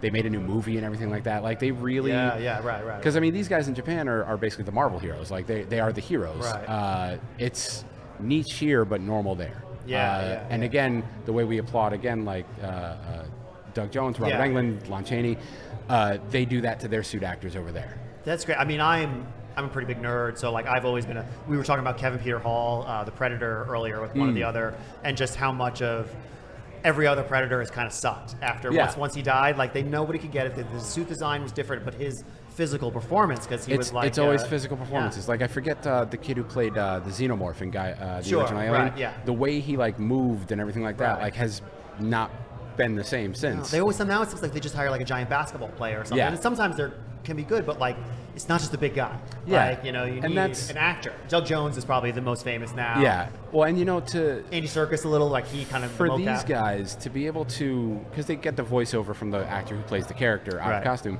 but for them to be able to emote through these, like and give you the feelings you need to get, the sorrow, the happiness, the anger, it really is a talent, and that's one of the reasons I'm drawn to horror. Even Ben Chapman as the Gillman in Creature from the Black Lagoon. Beautiful performance. And I don't think there's many people who could do that these days, No, and it ends how different that movie would have been. Like, maybe it would, like you never exactly quite know. Like they bring that thing to the performance, and to see that reverence for it. Yeah, because Ben Chapman, was he the underwater one or was he the above water? He was above water. Rico Browning. He just passed. Yeah. Yes. He was the last Universal monster. Rico Browning doing the underwater dance lives in my head rent-free when she's swimming on top and he's underneath and mirroring her. That's the kind of thing that is still happening in Japan and is applauded. I think in the United States, I don't think the word is cynical, but it's sure. But we've gotten so used to the mocap and the CG and everything like that people see this genre and they think it a little silly because it's still the guys in rubber suits, without thinking about things like the Creature from the Black Lagoon, or even it's less of a suit, but Karloff is Frankenstein's monster. Absolutely. They're emoting these things through these layers of makeup, through these costumes. They're doing all of these things that is become a lost art. Yeah. But these guys are still doing it. Yeah, and you're talking about through these helmets and stuff like that is such a physical thing because you don't even have anything.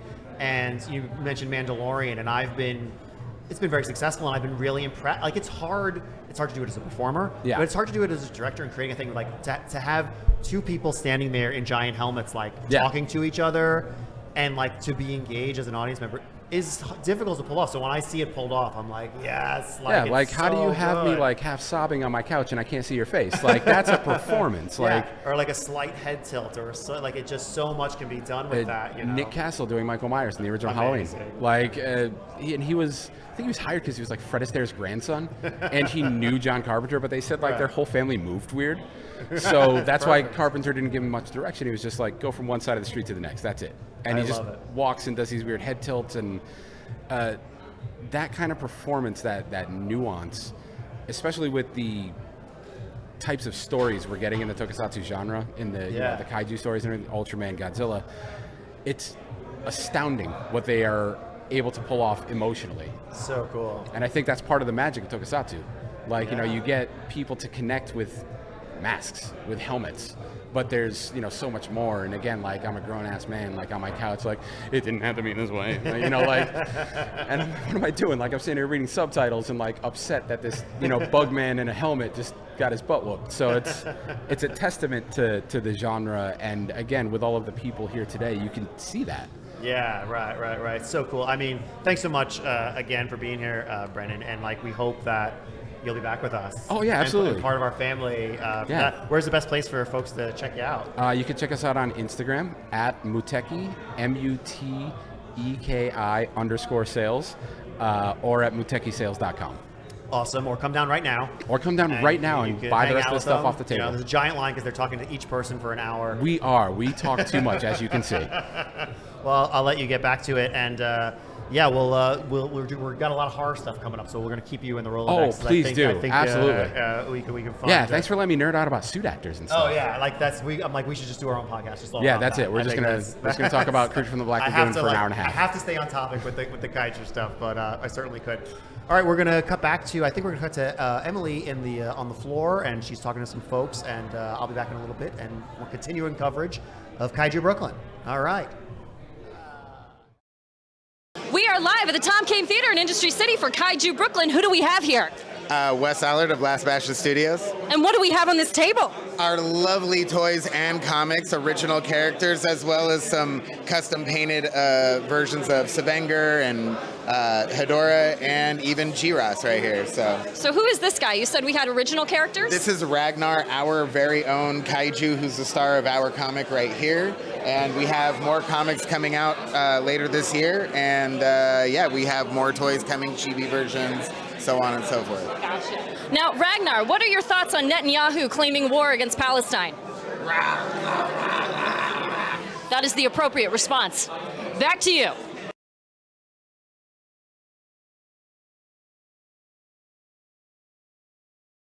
Who do we have today? Bill Kuchar. This is my setup here, right by the door. Yep, it's doing pretty awesome this morning. Now, Bill, what are we selling? Mostly what I have, it's Godzilla, King Kong related, crossovers, ideas, posters, prints. I try to combine and do any type of personal spin I can on all those characters, so it's as individual as I can make it. That's like my purpose, my goal. Can you tell us about this item right here? I've got, as far as like making some sort of personality, I have, the weirdest, most whacked out type of sketches, things I can try to, put together in a booklet to make something interesting. That's the goal with these. I do the same with my comics, sketch covers, prints, the jam piece we all did together. This is like the exclusive for the con, which is the craziest King Kong thing I could possibly muster. I'm most proud of this. So that's what I've got. Yeah. Now, I have a question for you. Yep. King Kong or Godzilla, which one is more likely to win the Nobel Peace Prize? Peace Prize is definitely King Kong. If Godzilla did, then that's ruins the character. It would be, I don't know, completely different purpose. But you heard it here, folks.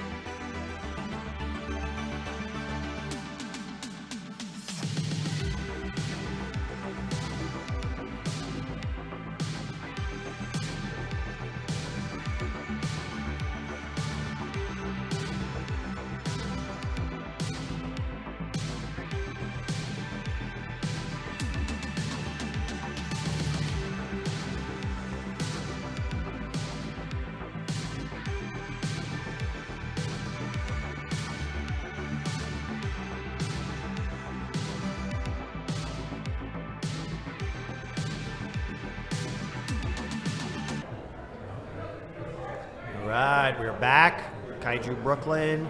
I've got Kristen Breyer with me. Hello, Kristen. Hi. Thank you so much for joining us. Viscerally Yours. That's my Viscerally store. Yours.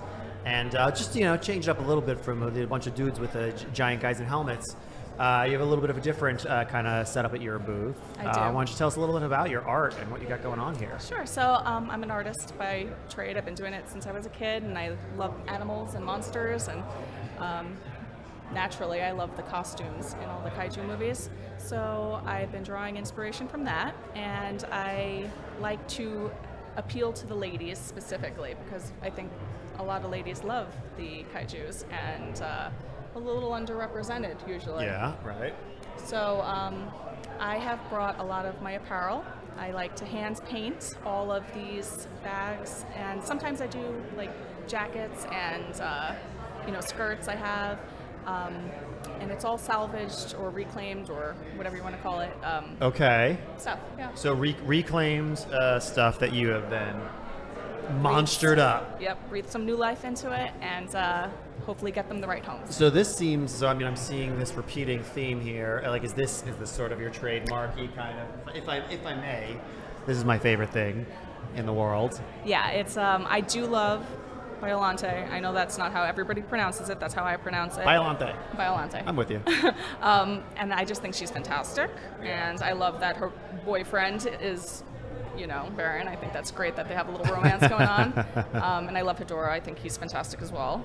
And obviously Pigmon, because he's the cutest of all the kaiju. Pigmon is my favorite. This purse. I might need this purse. So in Seinfeld, they had the man clutch. Uh-huh. Here you go. Listen, it's 2023. I Yeah. do whatever I want. Yeah. I want a cool bag like this. So how did you get involved with the con here at KAIJU Brooklyn? Well, my partner is a toy dealer. He deals with collectibles and a lot of the Sofubi and very Japanese skewed kaiju stuff. And I think it's fantastic. So I'll use it. I'll actually look at a lot of the toys and then paint from the toys. And I just kind of started helping him with his cons, and I saw that there was nothing like this there. Right. So I wanted to bring that there. Right. That super cool. And so this is what you can find at your booth if you come over right now. Come on over. And what was your first kind of art stuff? Like, how did you first kind of get into it? I've been drawing since I was a kid, yeah. And I went to Cooper Union, and I did a lot of printmaking and painting, and so I still do printmaking and painting. I do some hand-stamped patches, and then I have the paintings, so I'll have a painting that's there, and then I'll take a stamp or a patch, and I'll make a version of it so that it's a little more accessible to everybody. And then, so I do art all the time. Can't stop. Can't stop. And viscerally yours. Where's the best place to find you? I'm most active on Instagram. Viscerallyyours.com is there. I sell a little bit on Etsy, but mostly I just sell on Instagram or at conventions or fairs and things like that. Cool. Well, we're I'm a big horror person, and we've got a lot of horror stuff, so we're going to keep you in the Rolodex. Absolutely. I do commissions. I do customs. I'll do anything, but I do love the monsters. So, if I maybe had a really cool leather jacket or something that I wanted to trick out and cover in different kinds of monster art and stuff, we could work on that. Absolutely. All right, I'll see you later. I guess I got some work to do. Well, thanks a lot, Kristen. I really appreciate you joining. I hope the show is a big success for you. And thanks so much for being here at the con and talking to us. I think we're going to throw back to Emily on the floor and see what else is going out there. We'll be right back with some more at KAIJU Brooklyn. All right, thanks, everybody.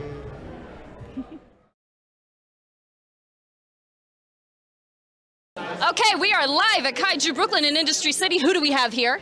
My name is John Gebbia, and I draw comic Dose, which is the only science fiction book about meta drugs, kaiju sex, and ultra-violence, and you can read it for free on dosecomic.com. What meta drugs are here? I don't have any meta drugs on me, but if you read the book, you'll find out about all different ones. One of them is called Float. We got a few other ones, but basically in the world of Dose, people want to be like the metas, which are people in kaiju with naturally occurring powers, so they take meta drugs to have different abilities. We like to think of it as a cosplay through drug abuse, and that's kind of what everybody's doing in the book.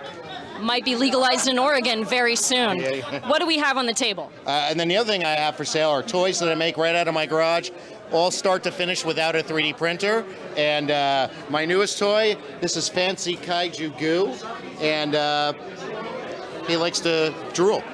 That's what he does. Gotcha. Now, Kaiju Goo, have you heard of Mucinex? You heard it here, folks.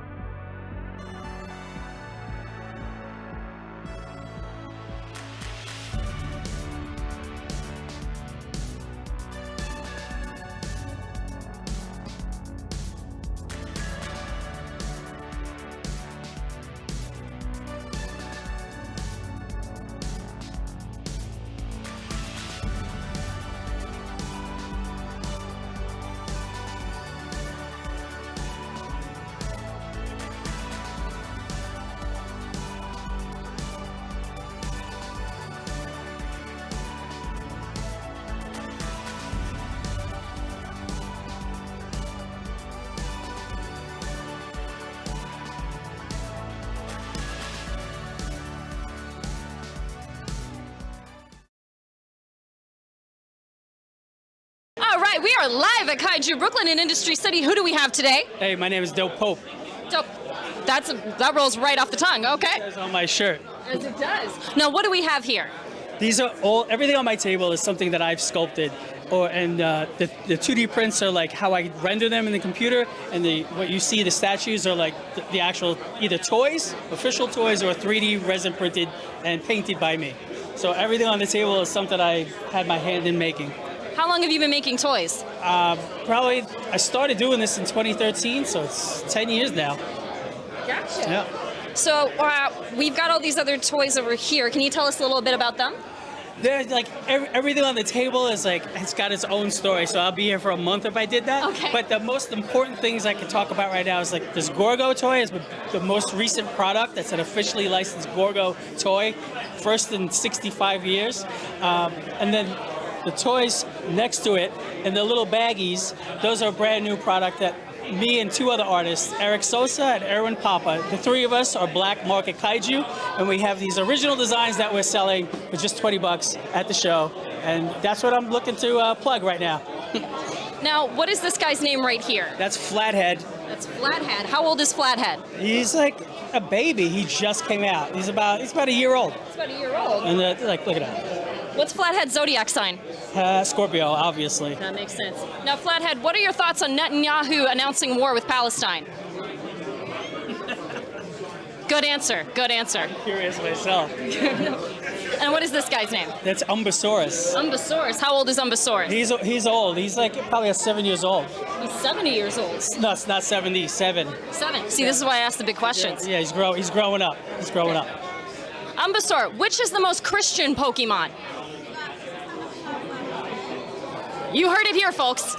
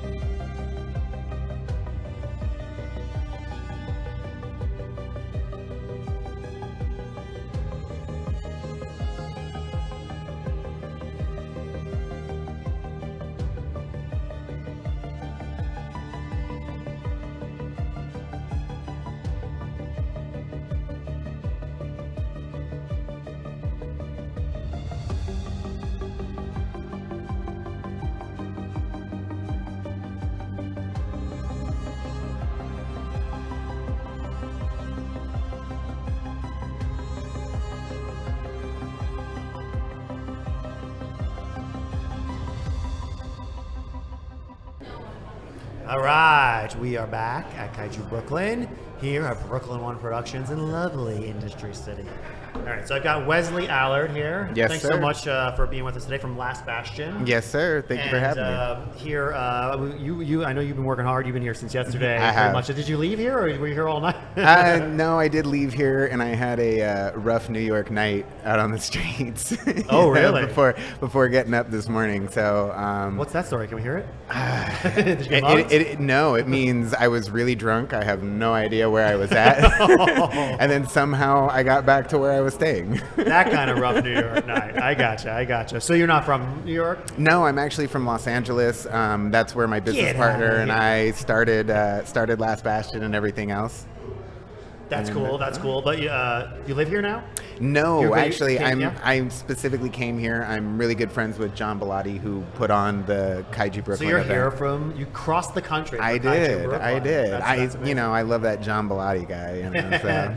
Everybody seems to be quite a fan of his. So you're good friends with him. So that's how you got here. Yes. As part of KAIJU Brooklyn. Yes.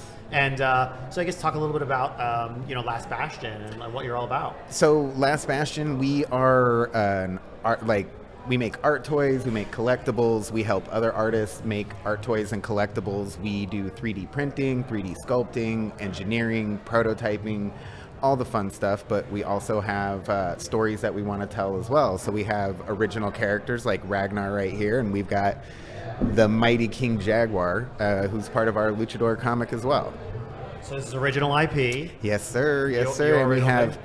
Yeah. beautiful comics that go with this Ragnar, and a beautiful Luchador comic that go with this King Jaguar. I mean, super cool. I mean, this is some of the first really kind of original IP stuff we've seen from some of the people, and like this is my favorite stuff at these kinds of cons when people like really have that kind of creativity happening. It's the thing that I would say is probably one of the most exciting things about it all is just the open arms that we are welcomed into these crowds. Like, sure, these people are Godzilla fans, but they see what we've got going on, what we're trying to do, and they like it, they support it, and like some of our best customers and best followers and stuff come from some of these conventions that we show up at with original IP.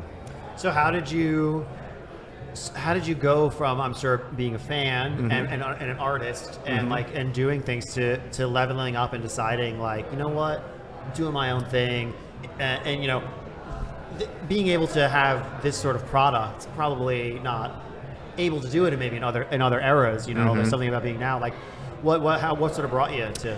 Well, I'm a comic and toy nerd as a kid. Like I have over 10,000 comics from when I was in high school, like just constantly collecting comics and everything else. And that was my dream, when I was younger, was I want to make comics, I want to make toys, I want to do all this other fun stuff. And somewhere along the way, you get sort of convinced that people do this stuff by magic and you need acceptance from some sort of company in order to keep going. And one day it just dawned on me, like, why should I wait for anybody to tell me it's okay? Why can't I just come kicking in the door and go, hey guys, I got some cool shit, like check it out, And if it's for you, I'm happy to share it with you and everything else. And if it's not, no worries, man. I'll have something eventually that'll get you. So tell us a little bit about the characters. I'm curious. So is this the same universe? Well, it is in a funny way. So Ragnar is our little kaiju turtle boy, and the general concept is that he is a baby kaiju who goes out to destroy his first city, but he gets his butt kicked and his arm gets chopped off. And then as he's stumbling home, immediately as a nerd, I'm like, oh, cool. I'm like, big gun arm. Yeah. Yep. And as he stumbles home, it's basically like a Mega Man cannon, so he can like dip it in dirt, and he's got an earth shot and things like that. But he gets his butt kicked, he gets his arm chopped off, he's wandering home, and he comes across this weapon that was meant to battle kaijus, and it gets stuck on his arm. And then he gets sucked into the battle for the realm against the Skelly King, and he's just such a very pivotal player in all of it. And Gotcha. And it's really fun to tell that story. My business partner, Chris Hilseth, who couldn't be here today, he's actually the creator of Ragnar, and I like to say that I was the first fanboy because I convinced him to let me write it. Cool. And so so we work together on all of that all the time. As far as Luchador goes, that was the one that was entirely from my brain. I grew up on a heavy diet of professional wrestling, Big fan. El Santo and like Blue Demon movies and stuff like that. Gotcha. And the thing that always stood out to me is I never understood why they didn't just try to shoot El Santo or Blue Demon. Like everybody wanted to get into fisticuffs with them, and it's like that doesn't make any sense. And so the way I sort of thought about it and approached it in a new sense was, when these luchadors have their mask on, they're extra strong, they're extra fast, they're basically kind of superhuman. But once that mask comes off, they're weak and human. So it explains why they're always trying to tear each other's mask off. It explains why if you shoot these dudes, bullets are bouncing off and everything else. And it's really a crime saga. Luchador is really more of a crime saga. Very little time is ever spent in the ring, you know, and I was just trying to bring that El Santo, Blue Demon, because like some of them are almost like spy movies or just crime movies and stuff. How is it a shared kind of? So in the world of Luchador, the most popular kaiju property in that universe is Ragnar. I see. And so there's actually little clues to things that happen in the Ragnar universe within the Luchador world, and if you're quick, you can notice them. And so does it only exist as fictional? It's so Ragnar exists as a comic book, like in Luchador? So it's also like film and TV and all that other stuff. But it's not real, right? No. But like but like, could they? Maybe, you know, maybe there's a universe where Ragnar is real for Luchador. I've had people broach that to me before, and I mean, I'm a writer, so I gotta figure out the mechanics anyways. But it's something like, yeah, I'll play around with it, you know. Like, I mean, these sorts of things just sort of, they lend themselves to crossovers and versus battles. I mean, being a kaiju fan and Godzilla fan, that was what it was all about, right? Like fighting each other and who they're fighting, and then if you can get things to cross over, like, you know, King Kong, right? Like, you know, like things like that, you know, and having that. So, you know, maybe, you know, Ragnar can fight Godzilla at some point. I mean, probably a nice dream, right? At some point, people are going to end up in like warp portals and ended up in new universes and different crazy places, and I can do whatever with that. And like, I think that like even like mainstream audiences are familiar with that kind of storytelling. Like as comic book guys, we kind of always were like, anything's possible, right? Yeah, but for now sure. they've Unstable molecules. Right. That explains it all. You know, the ideas of multiverses have been common for comic book fans, but now like everybody knows about it. You know, everybody accepts it. You know? Which is kind of the fun thing. Like, say what you will about some of the Marvel movies and stuff like that. It is neat to suddenly see a world where all of a sudden the thing that I was like hiding from other people in high school because I didn't want to like admit like I collected comics or anything, all of a sudden it's just accepted everywhere. It's evolved, universally, and it's a lot of fun, and it's a whole new world. You know what I mean? So. Yeah, for sure. And so yeah, I mean, you're an artist, you're saying, like, I mean, that's how were growing up since you were a little kid, I'm assuming, like into drawing. Was that like the first thing? I did. I drew a lot. Like that was like the main thing I wanted to be, was a comic book artist. Somewhere along the way, I got dissuaded from actually doing sketch art and that sort of stuff. But I'm a firm believer that creativity doesn't die. It just comes out in a new form. Like if you have that need to create, it's going to come out some way, shape, or form. And so my artistic skills evolved into writing and painting and stuff like that. That's awesome. Yeah. And so as a kaiju fan, so did you grow up in Los Angeles? Yes, Ish. roundabout ways. Ish. Like, so you were talking a lot about the New Yorkers here who kind of like first started seeing Godzilla movies on local television and stuff. So like, how did you first come to being a fan of the kaiju stuff? I had a friend in grade school, and the very first time I went to go spend the night at his house, his family had on like a Godzilla marathon. I didn't know what it was. Like my first, I think the very first Godzilla film that I saw, and I'm sorry everybody, I'm not that perfect with the titles, but it had King Caesar in it and everything else, and I just remember thinking it was so cool. And then here was another one, and here was another. Just there's so many of them, right? Then all of a sudden, there's like 30 of them. Yeah, and there was just so many, and it was a lot of fun.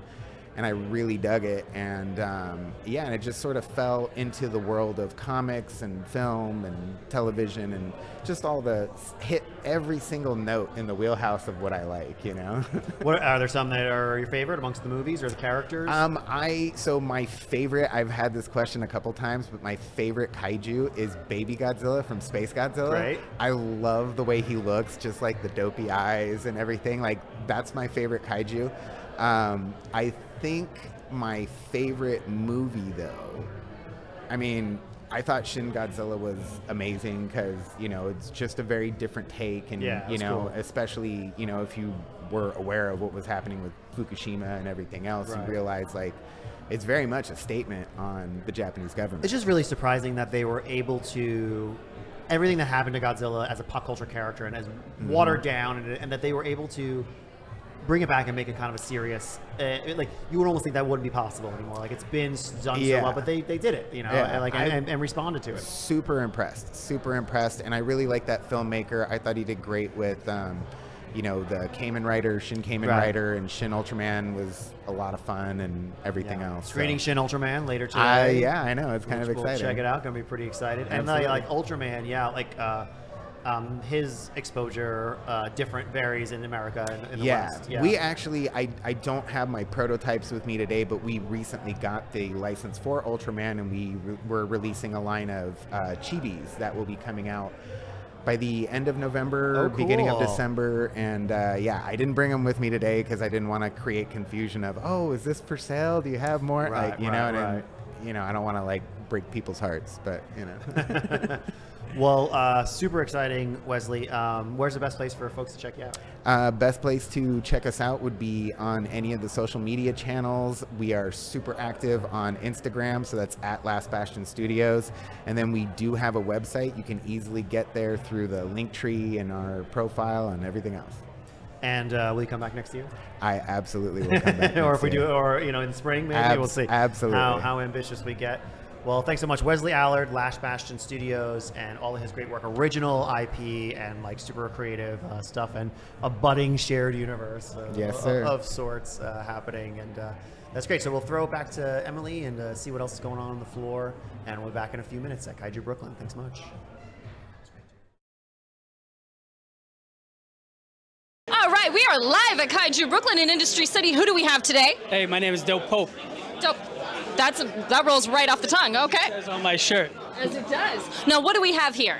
These are everything on my table is something that I've sculpted, the 2D prints are like how I render them in the computer, and what you see, the statues are like the actual either toys, official toys, or 3D resin printed and painted by me. So everything on the table is something I had my hand in making. How long have you been making toys? Probably, I started doing this in 2013, so it's 10 years now. Gotcha. Yeah. So we've got all these other toys over here. Can you tell us a little bit about them?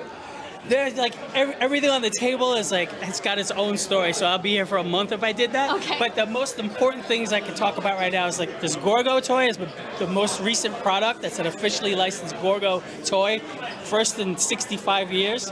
And then the toys next to it and the little baggies, those are a brand new product that me and two other artists, Eric Sosa and Erwin Papa, the three of us are Black Market Kaiju, and we have these original designs that we're selling for just $20 at the show, and that's what I'm looking to plug right now.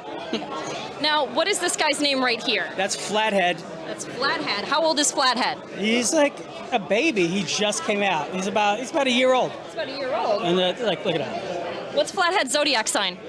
Scorpio, obviously. That makes sense. Now, Flathead, what are your thoughts on Netanyahu announcing war with Palestine? Good answer. Good answer. I'm curious myself. And what is this guy's name? That's Umbasaurus. Umbasaurus. How old is Umbasaurus? He's old. He's like probably 7 years old. He's 70 years old. No, it's not 70. 7. 7. See, this is why I asked the big questions. Yeah, he's growing up. He's growing up. Umbasaur, which is the most Christian Pokemon? You heard it here, folks.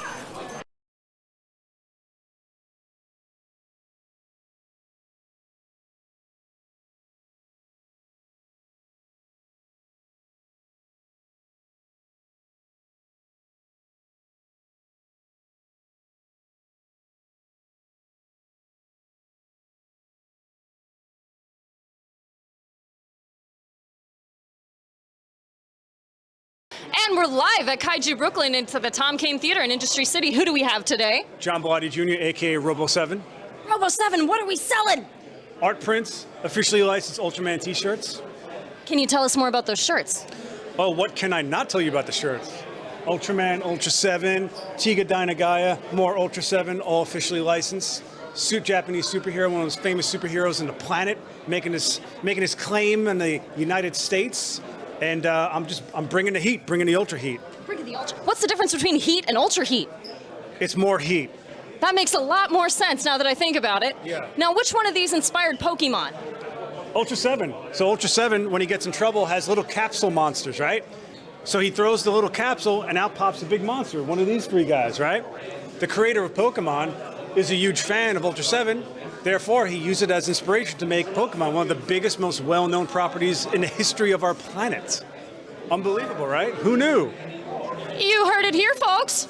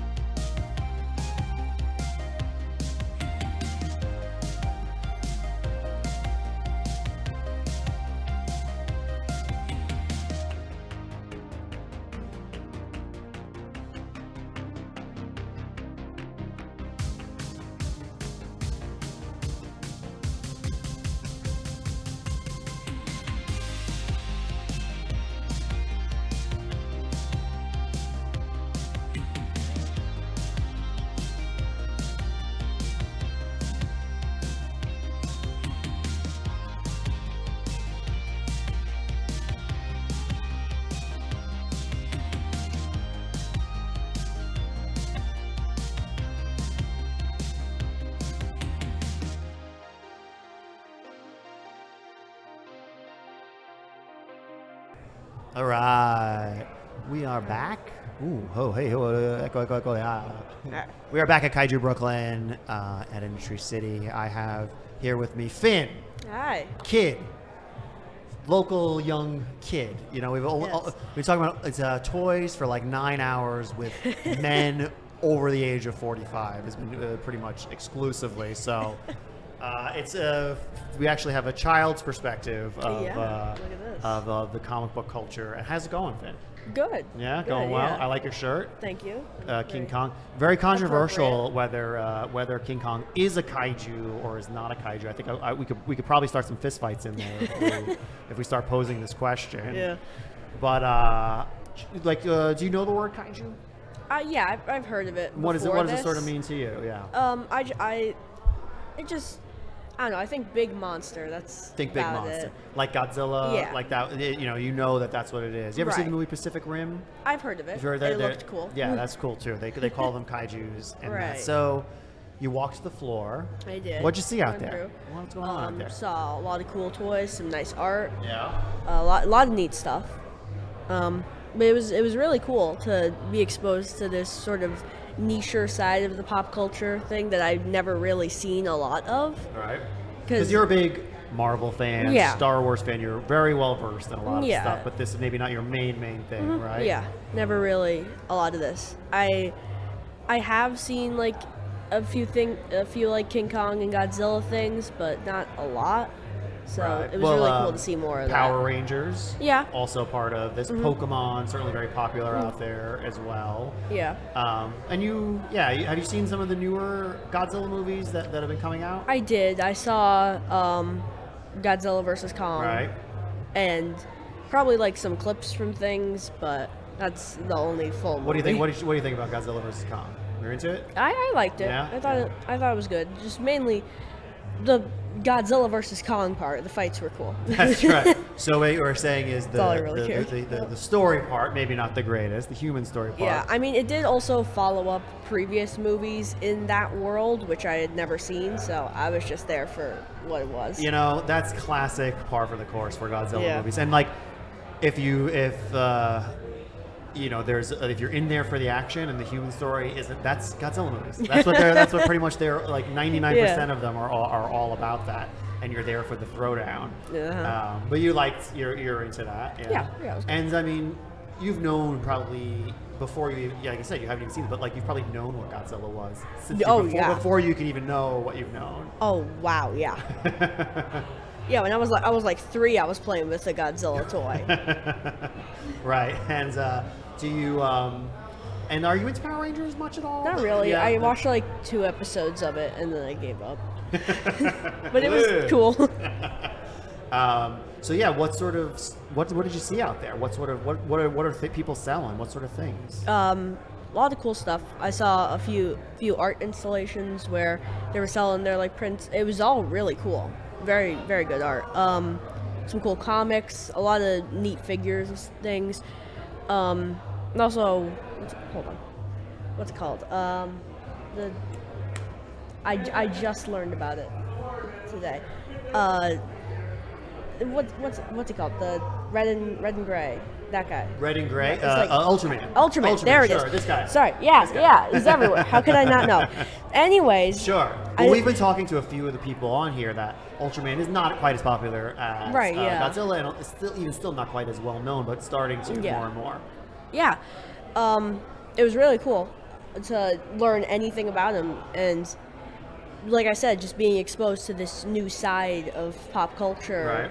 And all this. I mean, I've new still to been me. learning It's things great. here too, pal. Like there was the guy was just on a couple before was talking about how the people who are in the suits and do a lot of the work do it for like the people who there's real respect for the people who are behind the suits, and I know you're into that, like people who act behind costumes and under helmets and do a lot of that work. But like even for the toys of some of the characters, they'll make sure the actors are in the costume, so they get body scans, like it's the specific actors. And the thing, which I thought you. That's really neat. Yeah.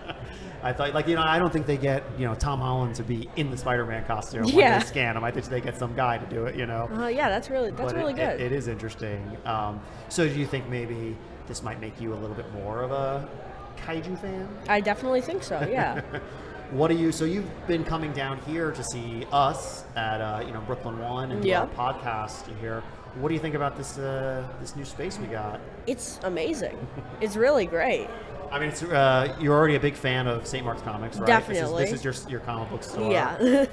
And now you've got this place right next door. It's great. What else what else do you want us to do here? Do you have any ideas? Well, we could show movies and cartoons and do other sorts of Yeah. conventions. What do you want? You want us to do a Marvel convention or a Star Wars convention in here I or mean, something? whatever you can pull off. All right. Well, thanks a lot, Finn. Yeah, I thanks appreciate for you having coming me. out. Finn. It was great. Kid. Finian Martin O'Donnell. Thank you. Going into 8th grade. Yep. I mean, you're the primest 12-year-old, almost 13. The absorption of pop culture in your life that you are right now. And I'm kind of angry and jealous at you that you were even at this thing because I never had anything like it. And it's like 3 blocks from your house. Oh yeah, it's real close. All right. Well, thanks so much, Finn. Thanks, We're gonna throw back to Emily, and we're starting to wind down. But stick with us. We got some more stuff coming up at KAIJU Brooklyn. Thank you. Hi, we're live at KAIJU Brooklyn at Industry City. Who are we talking to today? This is Jeppie Bano from KAIJU Sketches. Hi. Hi, Giuseppe. Hi. What do we have on the table? So I have a lot of organic kaiju that I've done because Godzilla is known to have tree bark skin. So once I started drawing him as a tree, I just couldn't stop. And then it snowballed into leaves, branches, flowers. Great thing about organic kaiju, if you make a mistake, you could just keep going. Branches go everywhere. So I made a lot of mistakes, but you wouldn't know it because once you find the texture, you're good to go. So that's why a lot of my stuff is organic. That's why it's organic, yes. Yeah. Can you tell us about this one right here? This one actually, I was not going to do Mechagodzilla because Mechagodzilla is a robot. Whoa. And it made of metal, and my daughter asked me to do it, and I said, no, that's a dumb idea. But then once I started doing it, I was like, wow, this is the perfect thing to do because he's not organic, and he doesn't have branches and leaves, so it's kind of a disconnect, but that's what makes it whimsical. So I like whimsical art, and that's why I drew it. Drew it for my daughter, actually. Would you say this one is the most whimsical, or is there one more whimsical than this? Maybe the Shin Godzilla with Winnie the Pooh over here. Is definitely whimsical and scary at the same time. Oh, bother. Yeah. So Now, is he? I can't actually see. Is he drawn with honey or no? he's floating with his balloon, and he's just smiling at the tree. Okay. Even though the tree is terrifying. Okay. So I wanted to do another disconnect where the tree's terrifying, but he doesn't care. He's happy. Gotcha. Because he just loves living in the woods. So again, like I like doing things that kind of don't make sense, but when you see them together, in your own mind, they will. Gotcha. So are any of the botanical infusions with the buttons at all, or are these just a separate product? Oh yeah, no, those, I took a lot of my prints and Okay. I made keychains and buttons, yeah, for sure. Gotcha. People like the tree stuff, so that's what I keep going with. Got you. What do you think will be your next tree? Oh, that's a good question. Someone was asking me today to do more horror stuff because I have horror stuff as well. So I want to get back into that. But my next tree, I got to get into something Ultraman because people love Ultraman. Okay. And I don't have anything Ultraman right now. So I got to get into that. There's a lot of kaiju in there to play with. Okay. So I have to scour that and get into that. So I really got to engross myself in that world. And I think that's going to be my next project. Now, for each of these creatures, do you have different species of flora and fauna, or is there like a tree you draw inspiration from? Well, so like when I did the smog monster, he's a very sad creature, so I did a weeping willow tree. It's in there somewhere. And so I just thought, well, that'll be fun because he brings about sadness. So I did a weeping willow. And then I found like a dead oak tree and took pictures of that, and that was my inspiration for this Shin Godzilla right here. So it's really what works with the particular kaiju. Gotcha. Well, you heard it here, folks.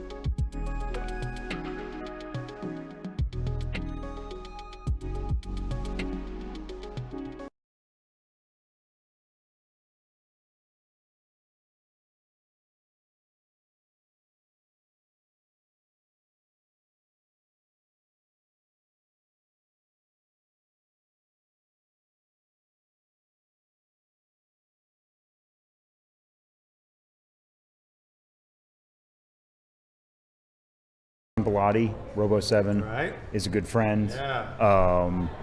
Everybody seems to like him. Everybody seems. I don't know why. Is that it's such a weird thing, right? He's very popular. Yeah. But yeah, we've been friends for a few years, and he pitched this in the summertime. Like it came together very fast, and you want to support your friends and hope for the best, So didn't really know what to expect, just brought the A game stuff. Yeah, and yeah. it's been great. Like people have responded to it. Seen a lot of like New York people I haven't seen in a while. Yeah, where are you from? I'm down near Philadelphia. Okay. Yeah, just north of Philly. That's where I call home. Very cool. So, northeastern PA. But I range all over. I'm always doing shows in like New Jersey, going down to Maryland again. We were just in Phoenixville, Pennsylvania, not long ago. We did Blobfest. Blobfest, there, which was a great of course. time. It's another it's almost like a little mini con itself. I love when something comes and just really takes over, which is kind of like what we're trying to do here. Yes. Just theme out the whole place. Yes. As best we can. I love Blobfest. It's great. Blobfest is a fun time. We did the run out this year. It was great. Excellent. That's a hard ticket to get. We had to get it we had to get it really early. Way in advance. But it's a great time. So Vampire Robots is your company. Mm-hmm. What do you guys do? I'm a toy retailer, toys and collectibles, new and vintage stuff. I don't have a ton of vintage stuff with me this weekend because I didn't have a lot of really killer Godzilla stuff. I've got some fun like super robots and stuff in there, some die-cast pieces, and Ultraman die-cast pieces. But yeah, there's a lot of emphasis on like kaiju, Japanese superheroes, Japanese robots, stuff like that. All the crap I grew up with. Right. Like a lot of the other weirdos in this place. There's plenty of us. Yes. Is it exclusively that sort of stuff, or is it run No. So like if you see my table here, or it's something like a G-Fest, right. It'll be a lot more concentrated here. Whereas I was talking to Chris at Seismic Toys, we were talking about like a horror show I do out my way.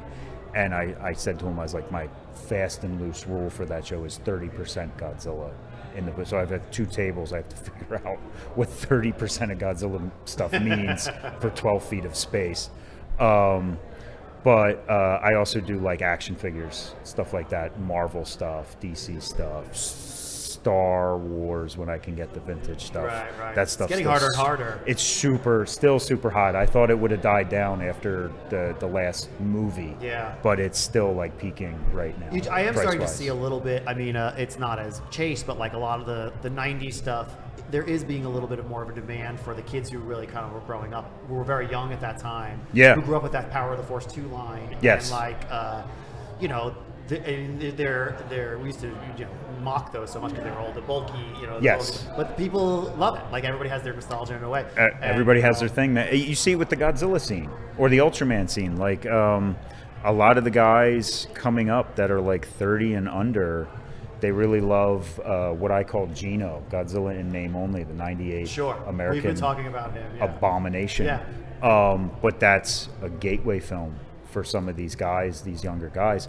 Or if you go a few years further up to 2004, Godzilla Final Wars is a huge movie for like the guys under 30 too. Everybody finds their nostalgia in their own ways. I mean, you live long enough and you try. I mean, I try, like, try not to be too cynical. For if anybody's expressing love and positivity and it's bringing them to a culture, I'm like, however you get there. Right. And, Right. like, I don't really care. And every one of us who's like, is culty and sort of into stuff, we all have liked objective garbage, right? Like we all have the stuff that we like, and that a lot of stuff that I grew up in the 80s, like my dad thought was stupid. He thought it was garbage. He liked the classic Universal monsters, and that was it. And all of this is so. It was so looked down upon. Yeah, and now it's time. For me, I'm so revered for it. So Godzilla '98, whatever. But like, it is what it is. It's 25 years later now.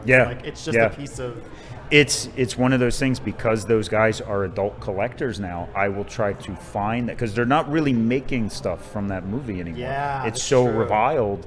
That's true. There is like no throwback. X Plus has done 2 figures. Wow. They did the very first wave when they first got into the Godzilla scene. They did 1 statue in 2 colorways in 1998, and they did a D for real like 2 years ago, and that's it from them for that movie. It probably was at the time such an overproduced. Yes, they made marketing, but I wonder if, because a lot of it sold, probably just ended up in a lot of bins, in garbage heaps. Like I don't even. Like I would like, because I'm a toy collector. I like vintage stuff. We're gonna talk. Sure. But I like to get weird things. So like we go to conventions. I buy like the Wild Wild West toys. I like things that are based on failures. I like the vintage Dune line. I'm a huge fan of. And so like some Zilla stuff from '98, like I never see it. So if I saw a cool one, I'd be like, oh yeah. I always grab it when I see. You see it at flea markets. Garage sales and stuff. It's affordable, right? I feel like it's gonna maybe another 10 years, right? Like, it'll be the weirdest thing possible. Those guys that are buying it now cheap for me will hit 40. I'll be the old guy in a wheelchair selling it for my. It's like I'm once gonna they have cash their in disposable finally. income and they start buying. It's so funny that like Trendmasters was the master licensee on that movie, right, for toys, and everybody thinks that movie killed Trendmasters because they went out of business. Okay. Not long after that movie kind of faded from the zeitgeist. It's actually not true. This is like a weird Gino fun fact for you if you don't know. Yeah. It was like 3 guys that ran that company, and their big thing actually wasn't action figures. It was like Halloween, like haunted house props and like Halloween costumes for kids and stuff. One guy got into dispute with his partners and like ran off with the money. And now there's like this whole urban legend of, Gino sunk it and they took a barge out to the Pacific garbage patch and dumped all the unsold toys into the ocean. That's not true. The stuff actually did well, but there was just so much of it. It's like the Power of the Force or the Episode 1 stuff. There was so much of that crap in Toys R Us that it couldn't possibly gain any value for decades. Yeah, and it's like a speculative market, like, this is going to be like, no, the reason the old stuff's worth because there was none of it. It's because we destroyed it all. It's like the 90s comics, right? Yes. It's the same kind of thing. Yeah. But maybe it'd be so interesting to see if the Zilla stuff eventually comes around and like it starts being, if you get something in box, like that'll be the really expensive shit. It's starting to get there. Like that Dune stuff, real hard for me to find, like the early. I remember now, to give you like a quick and dirty, origin story. My parents are lifelong antique dealers since before I was born, so I know kind of doing trade. These shows, the aspect of buying and selling junk, basically. Not that anything in this room is junk. I hear you. But I remember the Dune figures when I was a kid. I had the Sandworm from LJN when I was a kid. Fantastic monster toy. That thing was around at like comic book shows and toy shows, like $30. Dirt cheap. Dirt cheap. For In the decades, box. right? That's Yeah. in the box. That's mint in the box. You try to find it now, you're looking at like $3, I think $5. I think I got it like 10 years ago at New York Comic Con, and yeah, maybe $50, maybe. Yeah, it was such a great deal. That was a steal. Such Like a you steal. robbed that deal. I remember it being, and like just a few years later, I'm like, couldn't, because I wanted like another one. I wanted one I could take out. Sure. But I'm like, okay, I can't do it now. Yeah, you know? forget it. This is this is a mortgage payment now. Yeah. But it's what comes and goes, and what you never, I mean, well, if that's part of your history and your legacy of antique dealers, like yes, this is the new antiques, right? Yes, yeah. Toys, Star Wars is peaking, like we said. A lot of 70s Shogun Warriors, which goes with Godzilla. Godzilla and Rodan were in the line in America. Right, so right. for a lot of collectors, now I'm in my 40s. I knew that figure as like a second-hand figure. Not so much. I would see like the Rodan later as a teenager. Right. Those figures though are like that's the 45 and up crowd. That's their gateway. Their gateway into like I didn't bring it this weekend, but like I actually have like a vintage Shogun in the box. So cool. Killer piece. Got it from Chris, Seismic Toys in the room, and I sat on it for a while. This is the one that shoots the fist. I've like has the lever. I like those. Yeah. That's one that I've regretted. Again, like 10 or 15 years ago, I could have maybe got one, but You now could have got it priced. affordable. Now I see them at flea markets loose in working condition, $500. I'm looking for that. Yeah. I'm looking for the big chap, the Alien 1979. I just got one which of is those. like Yeah. again, the prices were so high. Yeah. And I want the Kraken from Clash of the Titans. That's another one I've been counting. I got so the stuff in my showcase on the table, the tin wind-ups, I got those from an estate closeout where I got a Kenner Alien, and because I had to get the Alien because it had the dome, the tails attached, everything worked. Not sealed in the box, but the box is there. Box is great. That's amazing. I looked at it and I'm like, son of a bitch. Well, not going to get the Kraken because there was one of those there. A bunch of other Star Wars pieces, a bunch of other Japanese pieces. I was like, well, I got to walk away with the Alien. I got to get the board game to go with it because the Kenner piece is on the cover of the board game. So but those are killer monster toys. Like they're fantastic, and those are our antiques now. Those are our mid-century modern furniture pieces and stuff. So is the Kraken a kaiju? Now, if we're gonna go there, I am one of those kind of purists that it's like, calling anything that's a giant monster a kaiju is like saying Patrick Stewart is a kabuki actor. Okay. I'm one of those jerk-offs, basically. I'm with you. I mean, kaiju is sort of in the West a relatively new term.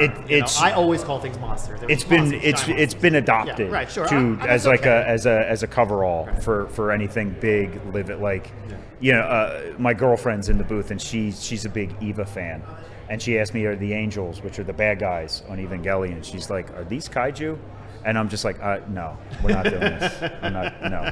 The short answer is no. Long answer is no, and that's it. I would agree. I mean, like King Kong is always the one, and I'm like, I think no. I'm like, he's a monster.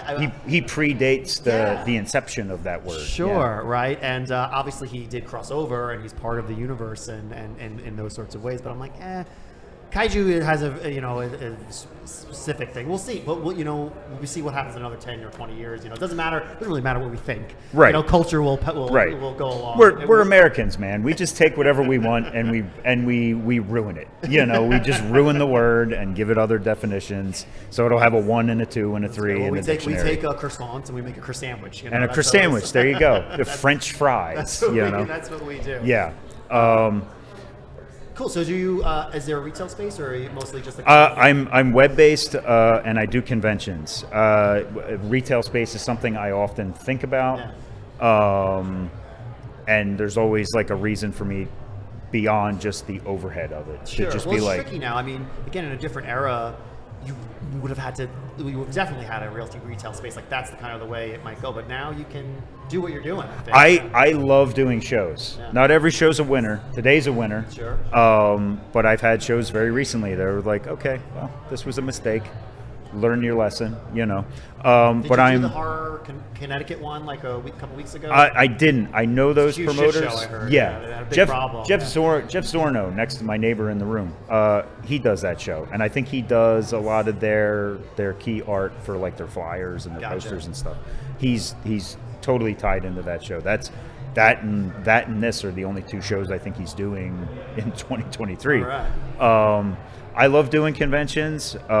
This will be my second year with the business where I've done a show every month, which has always been kind of a goal, and it's just for one reason or another, I just didn't get there. Like, obviously COVID kind of, curtailed everybody for 18 months. But it's also like I'm down near Philly. There's like, I talked to John about it. Like there's this weird thing in the Northeast where like, everybody rushes to get everything done in March and April, and then May's wide open. Interesting. And then stuff starts to come back in June. Like in June down in Philly, we used to have Wizard World. Now I think it's Fan Expo or something. But now that's been bumped into May now. It's the first weekend of May. So I've said to John, because John's talking like, what will we do if this is such a success? We'd have to have another Kaiju Brooklyn. And I keep saying, well, do May. Let's do May, because I can't find a damn thing to put on the calendar in May to make cash with. That might be nice. So, but yeah, I'm enjoying that kind of freedom. I know guys that have like brick and mortar toy stores, even like video game stores. They love it. That's their life. They to get them to do a show, they need to do like New York or San Diego Comic-Con numbers to justify them shutting down the store, bringing all their guys there and everything. And I'm not saying like it's beautiful for them. These guys they're living their best life, but I always seem to find an excuse to not kind of go. I'm just like, I won't be an outlaw anymore doing these crazy conventions once a month. So what brought you to this kind of fandom? Like what were some of the earlier, I guess, memories or influences, right? Do we want to go back to the beginning? Whatever. What made you the vampire robot? Well, I was always a dinosaur kid, right? Okay. Most guys that are into Godzilla and kaiju, they start out, or girls too, they start out as dinosaur people. They're really into dinosaurs. So I was a dinosaur kid. Usually there's like you're a Hot Wheels kid or you're a G.I. Joe kid, something like that. I saw a commercial for Godzilla 1985 on the news. That's the way I still call it that. I know it's the return of Godzilla. Yeah, it's the easiest shorthand. Sure. And that just kind of started the mental illness, like right there. And there was also like out my way in PA, there was like a farmer's market that had a comic book shop in it. That now at this time I had story, right? at this, like, you probably remember the Imperial Godzilla figures. There's a small one and a big one. I had both. Like on Roseanne, they had Roseanne. It was set dressing in the background. I feel like everybody in the world had that. It's such a great story. Yes. Going into the comic shop in the Zern's Farmers Market, they had a Godzilla 1985 Bandai figure with the tag, which was when Bandai officially took over the license. They rolled out these three figures that it was the 85, which looks nothing. It looks like the maquette. Yeah, the design doesn't look anything like the suit or the animatronic. And then they did a 64 and a 62. Those are the first three vinyls they did. And my brain saw like that's him from that's not just the generic Godzilla, that's him from the movie. And that kind of started me on the collecting habit there. So I was like a kid. Like schooling into those nerdy differences, what we might call. Yes. And it's one of those things, like I show it to friends who, they may have seen the movies, but they'll like, you go into a toy store with a friend. Like I remember being in a place down in South Jersey called Play With Us. And I was buying like a Godzilla GMK, like a special hyper hobby, I call him like a black metal glam Godzilla because he's black clear vinyl, and then he's got like a glitter spray sealed to it. Cool. Beautiful figure. Yeah. And I was just saying to him, I was like, Phil, is this the one? is this the one I'm going to buy today while we're on like a business lunch in Jersey? And he's like, Michael, these all look the same to me. Like, I don't know what to tell you. My father says the same thing. He's like, I don't know how you tell the difference between these things. Yeah, you know? I mean, that's just like it's like horror stuff. Like my wife, I'm always like, she can like point to a Michael Myers mask and I can know which movie it is, or the Jason masks. I'm like, I try to explain them, like, what the hell are you talking about? He's wearing a hockey mask. I'm like, no, there's colors, there's there's holes, there's different Freddy gloves, like everything. The blue triangle makes it Roy, the fake Jason. Exactly. So, but those are those things. Like again, Godzilla. Everyone like Godzilla looks the same and everything. I'm like, no. No, he doesn't. No, he changes. He changes. Well, I always, it's a theory I've come to kind of subscribe to as a Godzilla super nerd. We always think of it as one creature, but it's not. In the Japanese, it's like multiple hurricanes. Right. I mean, he dies. He's dead in that. He's dead. Like, he's dead. He's not. He does not come back. That's not him. Right. That's not him fighting Anguillus. And Godzilla raids again. Like they say it's a different one. It's another one. It's clearly that child or whatever. Yes. So this. They find a way. Like everybody always says, the biggest mistake they made with the movie King Kong is they killed the hero at the end. He's dead at the end, so you can't make a sequel. So the Toho gave themselves a cheat with that, where they say that, like not Serizawa, Dr. Yamane. He's just like, oh, if we keep going on with these nuclear tests, more of these things are going to show up. There you go. There's your ultimate cheat for your monster sequel. So these are all these other individuals. And I remember my other job, working as a prop master on a film set, this randomly came up from like the director of all people between takes. And I was just like, well, actually, people think that the reason the baby Godzilla shows up is there was a female at some other point, and there was they mated and they laid this egg, and just everybody's like looking at me like, who let this guy onto our set? This is our prop master? Like, who let him in here?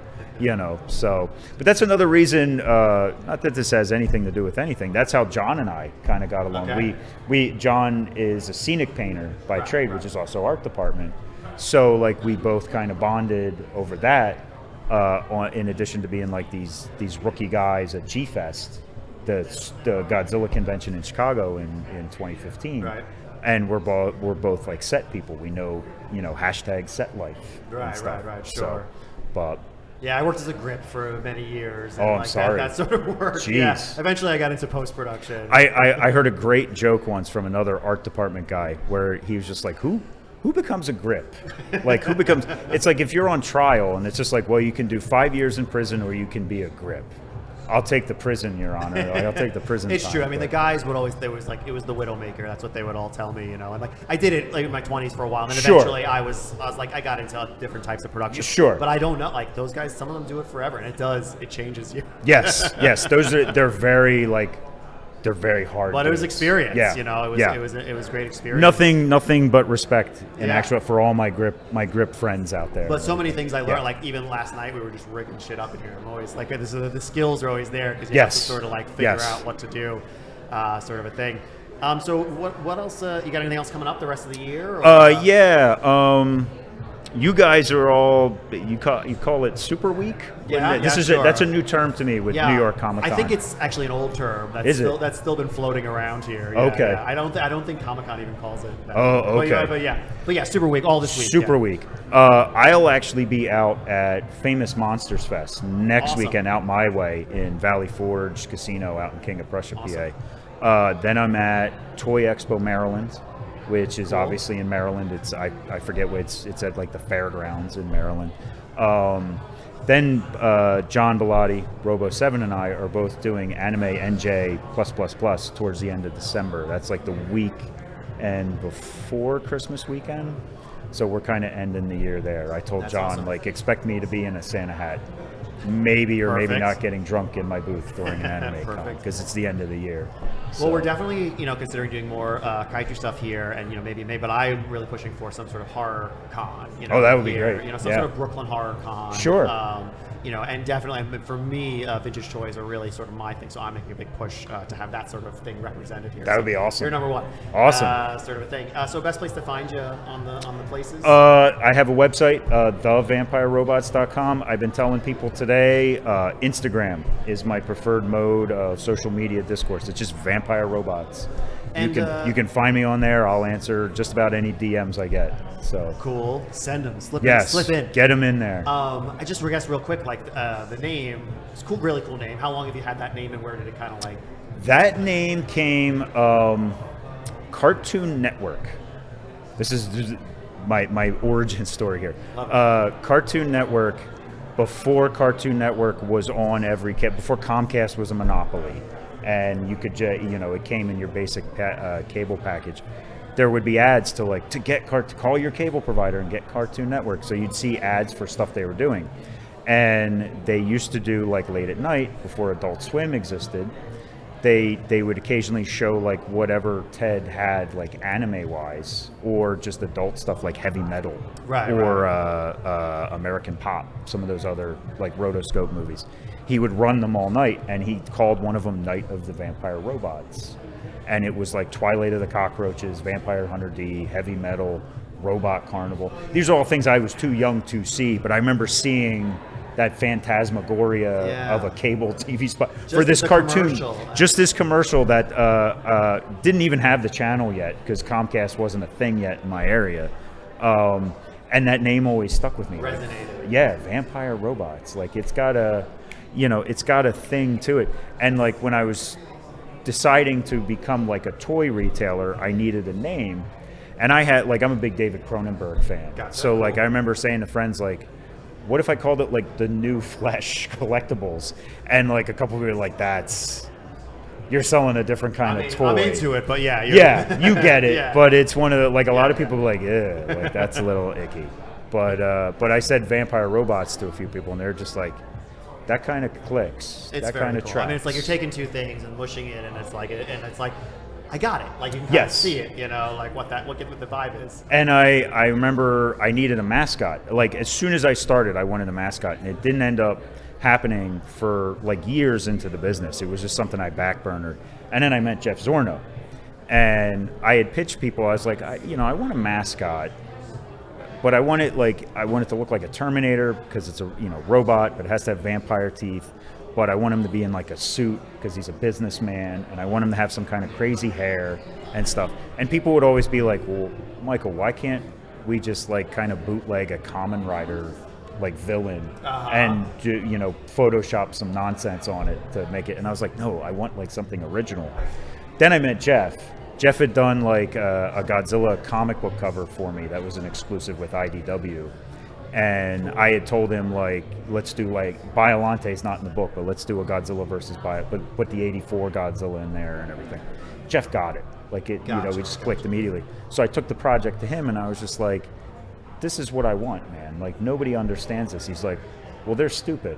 And he, in a week's time, I gave him, like, a mood board. I sent him, like, stuff from, like, Wicked City and Vampire Hunter D and the Terminator and stuff. The aesthetic. These are the colors I like. And like within a week, he had that mascot. That's great. Yeah, and people are always like, well, what does a vampire robot look like? I was like, it looks like that. So it's right here. That's it. So. Well, thanks so much, Mike. I really appreciate it. Thanks for having me.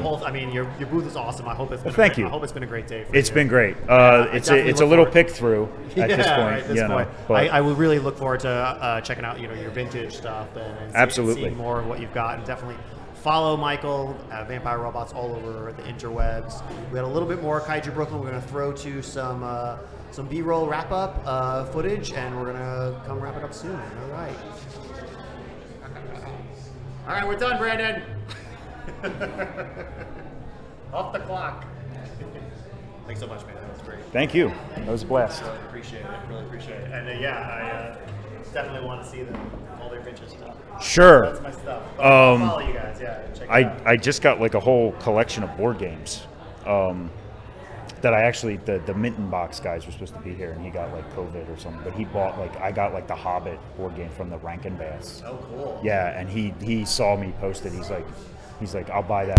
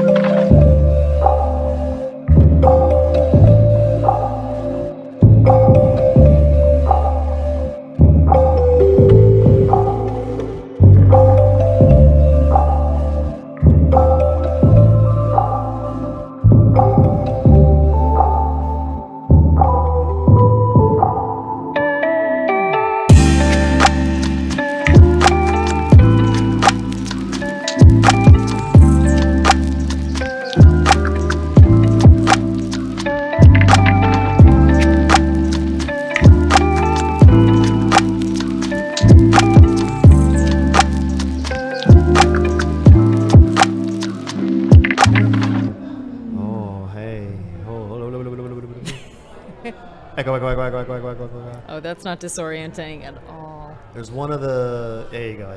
There we go. That guy's pretty clever over there.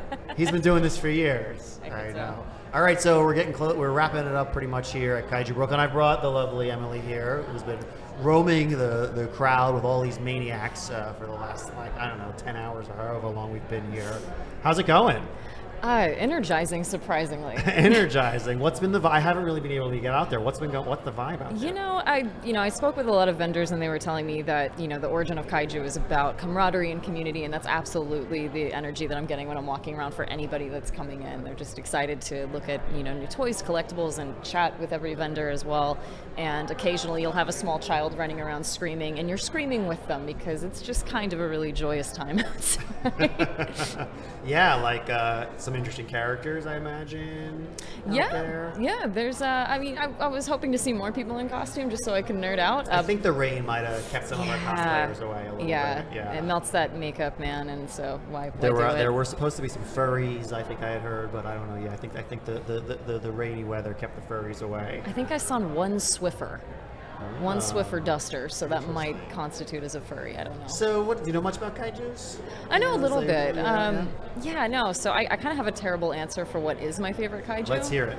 It's actually Bong Joon-ho's The Host. Oh, okay. So it's Korean. It's not actually a Japanese kaiju. I thought you were going to say Godzilla 98, which was going to be the greatest answer ever. But The Host is fine. The Host is fine. That's like a nerdy answer. Yeah. I have to say Bong Joon-ho's The Host because there's also The Host created by Stephanie Meyer. So if you try to put that into IMDb, I think I even ordered that on Amazon. I went to Amazon Prime and I was like, oh, what did I do? Did I get the wrong one? I wanted the other one. This is the appropriate response if you're trying to get that one. But that is a good one. That's a great pick. Oh, yeah. That first scene where you first see the monster running along the side, sort of in the background, it's and certainly my first exposure to him and his work, is great stuff. I don't know if there's any merchandise for that. I looked. There isn't. I looked. It was I know one monster out of all of this, and I couldn't find him. So, no, unfortunately, he's not around. Cool. Well, it's been a crazy day here at Kaiju Brooklyn, and we really I don't know what we would have done without you. We're crawling through there and providing us, and we wanted to be there on the ground, and really feel what it was feel like. So you got it. You got it. You got it mixed it up with really in the trenches in there. If that was as bad as it got in terms of the trenches, I think I'd have a happy day at the end of it. Well, I think that's pretty much wrapping it up for us at Kaiju Brooklyn. We want to give a really big thank you to all of the vendors who participated today, and certainly everyone who came out and sponsored, participated, and came as a customer. We still have more to go here. If you're watching, you can come down. We're going to be screening Shin Godzilla. Around 6:30 is when that's going to kick off, and then we're going to do this again soon, probably, either or some sort of version of this. And we really want to thank John and Robo 7 for bringing this event to us at BrooklynONE, and to the Tom King Theater and Industry City, for hosting us, and my partner Anthony Marino, and thank you everyone for that. And we'll see what happens next here at BrooklynONE and with the kaijus. And I think that's going to be it. I think we've got one more piece we're going to throw to. That's going to be a little take us home for the night, and that's it. Goodbye. Goodbye.